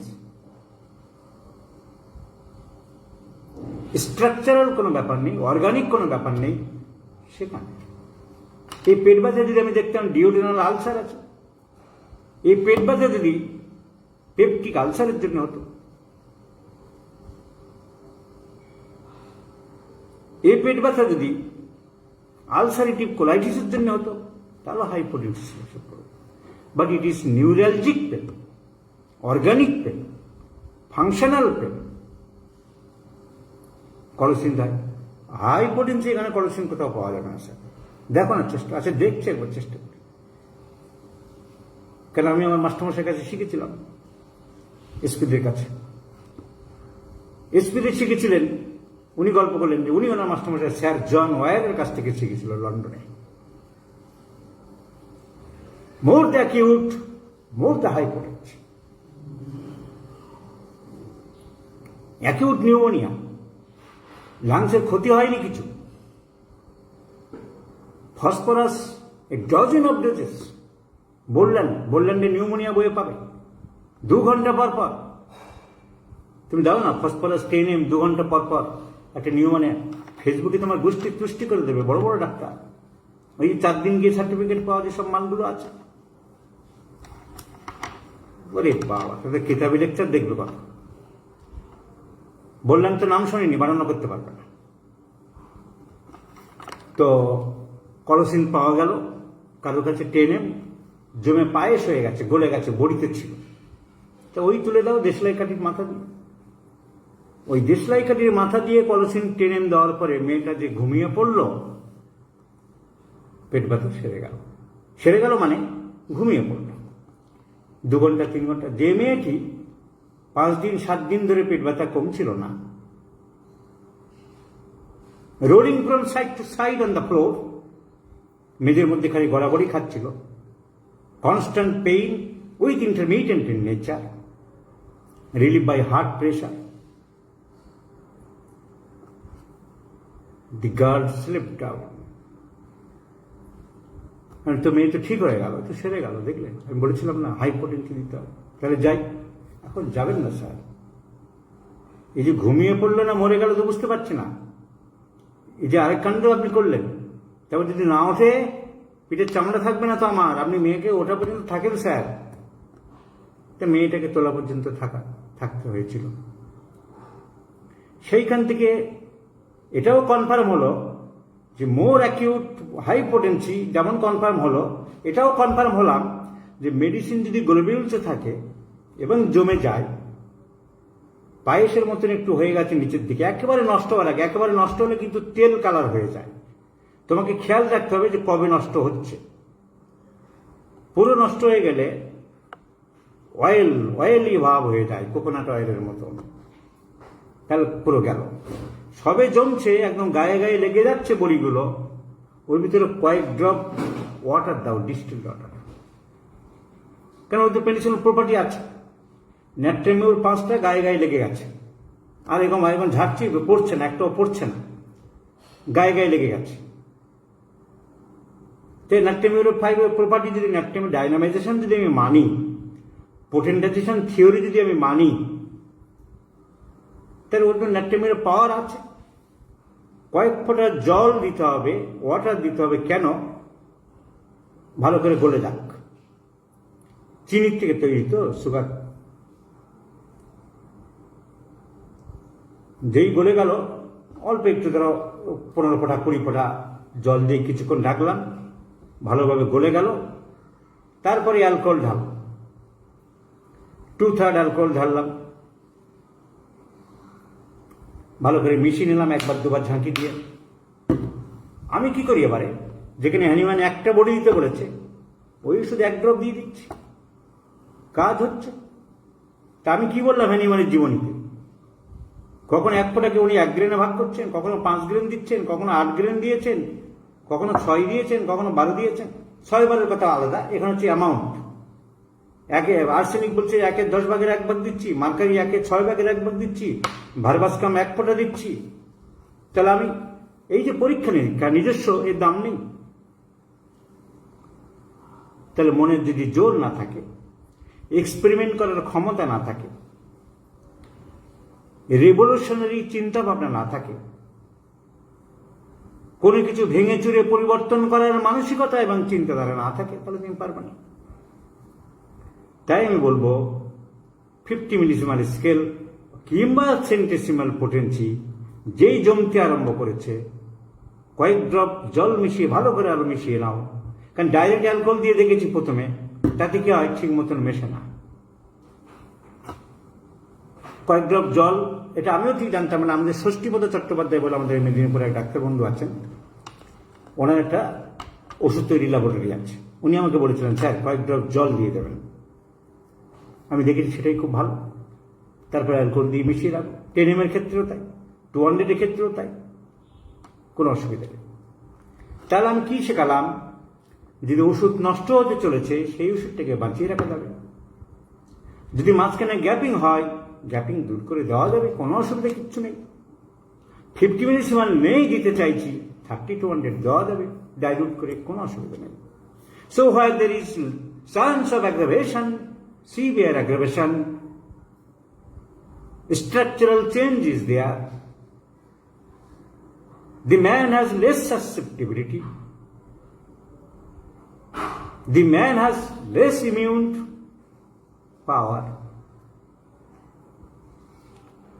সেইখানে আমরা 50 মিলিসিমেন দেওয়ার চেষ্টা করব, because it is mildest in reaction. আর একটা সুবিধা কি আছে, 30 বা 200 পড়ে গেলে আর চেঞ্জ করতে পারি না, অ্যাটম বোমার মতন। হেলিকপ্টার থেকে বোম ছড়া হয়েছে, সেই বোম আর ধরে আনা, ফেরত আনা যাবে না। কিন্তু 50 মিলিসিমেন দিয়ে রেগুলেটরি যে অ্যাট আওয়ার হ্যান্ড, আমাদের হাতে আছে। বলছে যদি বাড়ে পরের দিনকে তুমি আরো ডাইলুট করতে পারছো, প্রত্যেক দিনে দিতে বলছে, প্রতিদিন সকালে দিলাম বা একদিন পর পর দিলাম। সাধারণত কতদিন পর পর দিই, ক্রনিক ডিজিজে আমি ওয়ান্স ডেইলি মর্নিং করি, প্রত্যেক দিন সকালে। আমি আবার একটা নতুন থিওরি শেখাচ্ছি, আমার থিওরি। হ্যানিম্যান যেভাবে দিতে বলেছে যে 4 আউন্স জলে, উনি আউন্স বলেনি, 15 চামচ 18 চামচ এরকম জলে একটা গ্লোবিউল দিয়ে প্রত্যেক দিন উনি ডাইনামাইজ করতে বলেছেন। 10 বার ঝাঁকি দিয়ে আবার এরকম কিছুটা জলের মধ্যে 1 দাগ বা 1 চামচ দিয়ে 2 চামচ বা 3 চামচ খেতে বলেছে। রোগীরা বড্ড ঝামেলা মনে করে, অনেক রোগী বিরক্ত বোধ মনে করে, এই জন্য হোমিওপ্যাথি করতে চাই না। আপনাদের এই ঝামেলা, এইসব কথা শোনা যায় বা ভুলে যায়, অনেক হয়তো এটা নাড়িয়ে খেয়ে নেয়। তার থেকে আমি বলি কি, আমি নিজে পরীক্ষা করে দেখলাম যে যুগের সাথে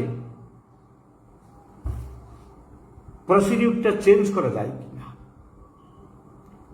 আমি ভাবলাম কতটা কি পরিবর্তন হচ্ছে ওষুধের, আমরা কেউ যন্ত্র দিয়ে দেখি, আমরা কোনো কম্পিউটার দিয়ে মাপি, আমাদের কোনো স্কেল নেই। আজকে ন্যাট্রামিওর 1 দিলাম, পরের দিন 10 বার ঝাঁকি দিয়ে ওই ফর্মুলায় যে 0/2 যখন দিলাম, গ্লোবিউল বাই 2, কতটা শক্তি যে পরিবর্তন হলো আমরা তো দেখতে পাচ্ছি, জানতে পাচ্ছি, বুঝতে পাচ্ছি। কোনো মেশিন দিয়ে মাপছি, হ্যানিম্যান বলে গেছে। হ্যানিম্যান নিজেও মাপেননি, আজও পর্যন্ত কোনো যন্ত্রও নেই যে আমি 0/3 দিলে এই পাওয়ার বাড়লো, 0/4 দিলে এই পাওয়ার। অনুমান ভিত্তিক, টোটালি অনুমান ভিত্তিক যে পাওয়ার বাড়ে, তারপরের দিন আবার পাওয়ার বাড়ে, পাওয়ার বাড়ে। সত্যি কথা বলতে কি পাওয়ার বাড়ছে আমরা কেউ জানি না। তা তর্কের খাতিরে যদি ধরি যে প্রতিটা ডোজে একটু করে পাওয়ার বাড়ছে, তা আমি 200 ডোজ দিয়ে তো বসে থাকতাম, 34 ডোজ দিয়ে তো বসে থাকতাম। তা আমার ন্যাট্রামিওর 1 চলুক না 15 দিন, আমার কি পরিবর্তন হচ্ছিল? 1ই ছিল, পরের দিন গিয়ে 1.1 হতো, তারপরের দিন 1.2 হতো। যদি পাওয়ার বাড়তো, আমি ধরলাম যে কিছু পাওয়ার বাড়ছে, তারপরের দিন 1.3, 1.1-এরই 4, 1-এরই 5, 1.6। আমার 1.1, 2, 3, 4 দরকার না, 1ই চলুক না প্রত্যেকদিন, অসুখ দেখি আছে, দেখি না। লোকের মুখ থেকে তো এই কথা শুনতে হবে না যে এই ঝামেলা বড্ড, আপনাদের সকালবেলা আবার কাপ খোলো, আবার চামচ খোলো, এই বড্ড বিরক্ত লাগে, ওই ওষুধ দেবেন না তো ডাক্তারবাবু। তাচ্ছিল্য কেন করবে লোকে আমার হোমিওপ্যাথি ওষুধকে? না, ঠিক ওষুধ কিচ্ছু করতে হবে না। আমি বলে দিচ্ছি, আপনি রোজ সকালে 1 চামচ করে খাবেন বা 1 ছিপি করে খাবেন। সাহসিকতা চাই, মনের সাহস চাই, নতুন কিছু করার, উদ্ভাবনী করার মগজ চাই, চিন্তা ভাবনা চাই। কেউ করেছে, কেউ দেখেছে, দেখতে দোষ কি? আমার ন্যাট্রামিওর 1 তো খাচ্ছে প্রত্যেক দিন, দেখি না কি কাজ হয়, কাজ হচ্ছে, পাচ্ছে উপকার। সেদিন আমি এখন হ্যানিম্যানিয়ান থিওরি ব্যবহার করি না। পোটেন্টাইজেশন প্রত্যেক দিনের যে ফাইন পোটেন্টাইজেশন, আবার 0.1, 0.2, আমি আবার যখন 0/2 দেবো বা 3 দেবো, এরকম 1 ছিপি, রোজ সকালে 1 ছিপি করে খাবেন। হোমিওপ্যাথিকে হেও করতে হচ্ছে না।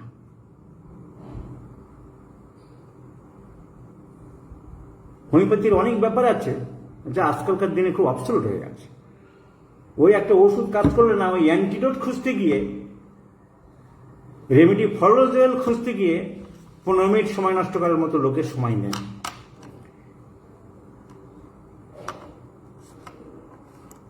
সেক্ষেত্রে ন্যাশের থিওরি ফলো করি, ওষুধ কাজ করে না, পরের ওষুধ দেখি আবার।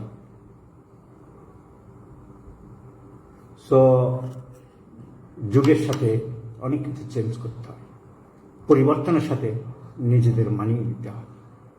দেখতে হবে আমার অসুবিধা হচ্ছে কিনা, ক্ষতি হচ্ছে কিনা, উপকার পাচ্ছে কিনা। যদি পাই, অসুবিধা কি? ঝাঁকি না দিয়ে যদি 1-2 ডাইরেক্ট খেতে দিই, 15 দিন 1 খেলো, 15 দিন পরে 2 খেলো, 15 দিন 3 খেলো, প্রবলেম কি আছে? টাইমের প্রসেস দেয়।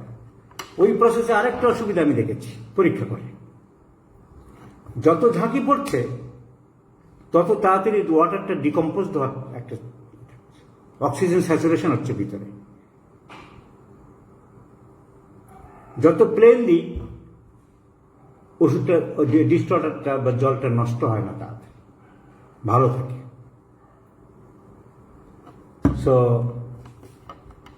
50 মিলিসিমেল স্কেল এইভাবে আমি ব্যবহার করি, এই সব জায়গায় করি, না থাকলে সেন্টিসিমেল করি।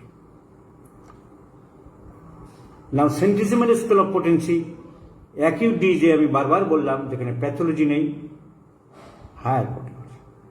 আচ্ছা, 50 মিলিসিমেল স্কেল অফ পোটেন্সি অনেক জায়গায় দিয়ে রোগী ভালো আছে, সাইটিকা ইমপ্রুভ করছে, বাতে বাতে ইমপ্রুভ করছে, হাঁপানি ইমপ্রুভ করছে, ইউটেরাইন হ্যামারেজ কন্ট্রোল হয়েছে, বারবার আর ঝামেলা না করে এই সব জায়গায় অনেক সময় আমি তারপরে সিএম দিয়ে দিই, 50M দিয়ে দিই। রোগী এখন ভালো আছে, তার আর অ্যাগ্রাভেশন আমার ভয় নেই, তার বডির ইমিউনিটি বেড়ে গেছে, এত ঝামেলা করে দরকার, অনেক দূরে রোগী থাকে, একবারটা সিএম দিলে 3 মাস বসে থাকা যাবে। এটা আমার নিজের চিন্তা ভাবনার ফসল।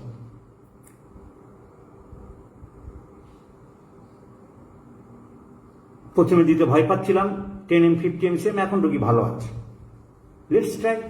পরের ওষুধটা সিএম দিয়ে দিই, সেই ওষুধ না দিই, এটা করা যেতে পারে। বা দেখা গেল যে 10 পর্যন্ত আমার আছে বা 15 পর্যন্ত আর নেই, এখন এই 15 সমান ওর, এই সেন্টিসিমেলের এর স্কেলের এই 10 সমান ডেসিমেলের এর, অনেকে কত রকম অঙ্ক, কত ক্যালকুলেশন বুঝি না, অত মাথা ঘামাই না, কাজ হচ্ছে দেখছি ব্যাস। অনেকে অঙ্ক করেছে পাতার পর পাতা, এই সমান এই দাঁড়াচ্ছে, 0/1 সমান এই দাঁড়াচ্ছে, 6 আর 0/1 মধ্যে এই পার্থক্য দাঁড়াচ্ছে। যন্ত্র দিয়ে দেখেছো, খাতা কলমে করছো, খালি কাগজ আছে, একটা কলম নিয়েছো, ব্যাস নাটক করে যাচ্ছ। মেশিনে দেখা যাচ্ছে, কম্পিউটারে কিন্তু দেখা যাচ্ছে। So more the susceptibility, more the high potency in synthesis. Susceptibility high বুঝবো কি করে?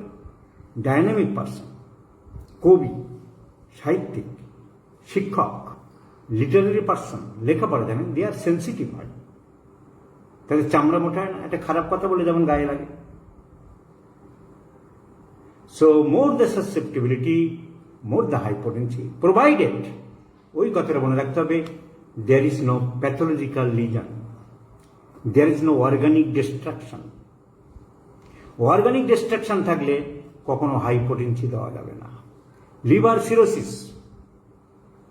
লাইকোপোডিয়াম 0/1 না থাকলে 6, 2 ডোজ, 1 ডোজ। ডিওডেনাল আলসার, পেট ব্যথা চাপলে কমছে। প্যানক্রিয়াটিক টিউমার, কলোসিন দিতে চাইছি, 50 মিলিসিমেল না থাকলে 6 দেবো, low potency, 1 dose, 2 dose, 4 dose দেবো। So where there is pathology, destruction, low potency. No pathology, organic, functional disturbance, menstrual colic, মাসিকের সময় পেট ব্যথা, কমপ্লিট টোটালি ফাংশনাল, মেয়েটি দাবাদাবি করছে, লাফালাফি করছে, higher potency, mag phos CM, colocynth CM, it will act more. কোনো pathology নেই। So higher potency. Ladies and children are sensitive. Ladies and children are sensitive. চোখের জল চট করে আসে পুরুষের, মেয়েদের আসে, বাচ্চাদের আসে. They are more sensitive. So ladies and sensitive generally require high potency. So intellectual persons, high educated persons, elite persons of the society required high and higher potency in centesimal scale. Organic changes, lower potency. Pathology, lower potency.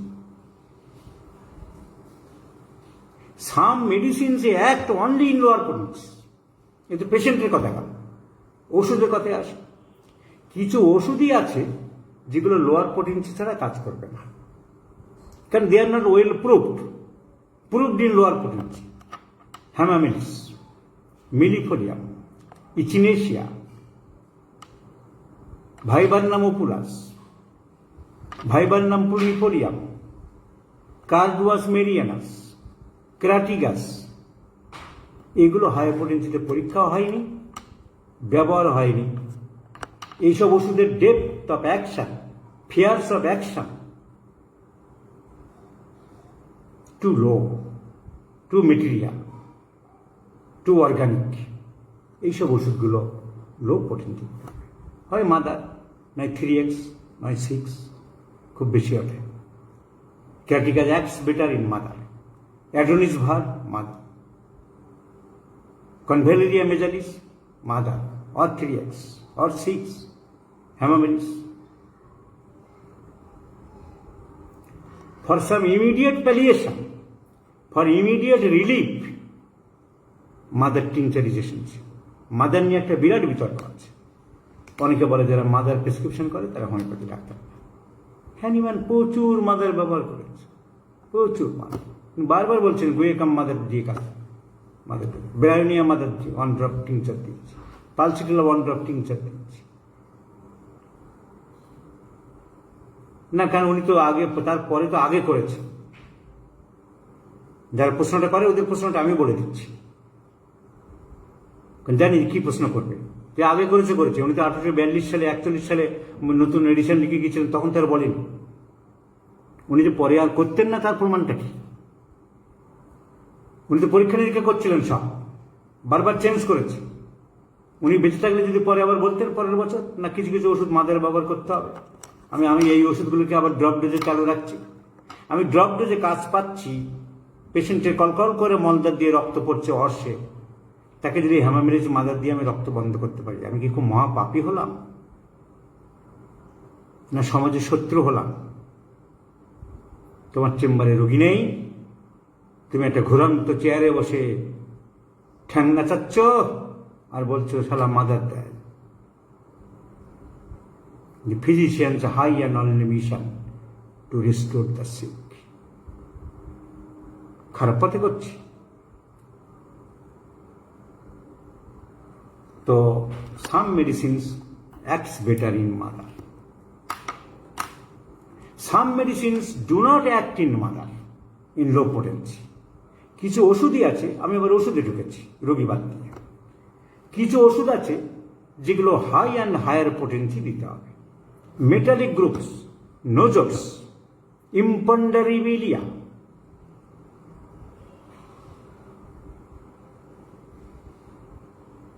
acts better in higher potency. Metallic group of drugs, যারা metal থেকে তৈরি হয়েছে, plumbum metallicum, stannum metallicum, argentum metallicum, zincum metallicum, ferrum metallicum, plumbum metallicum, platinum metallicum,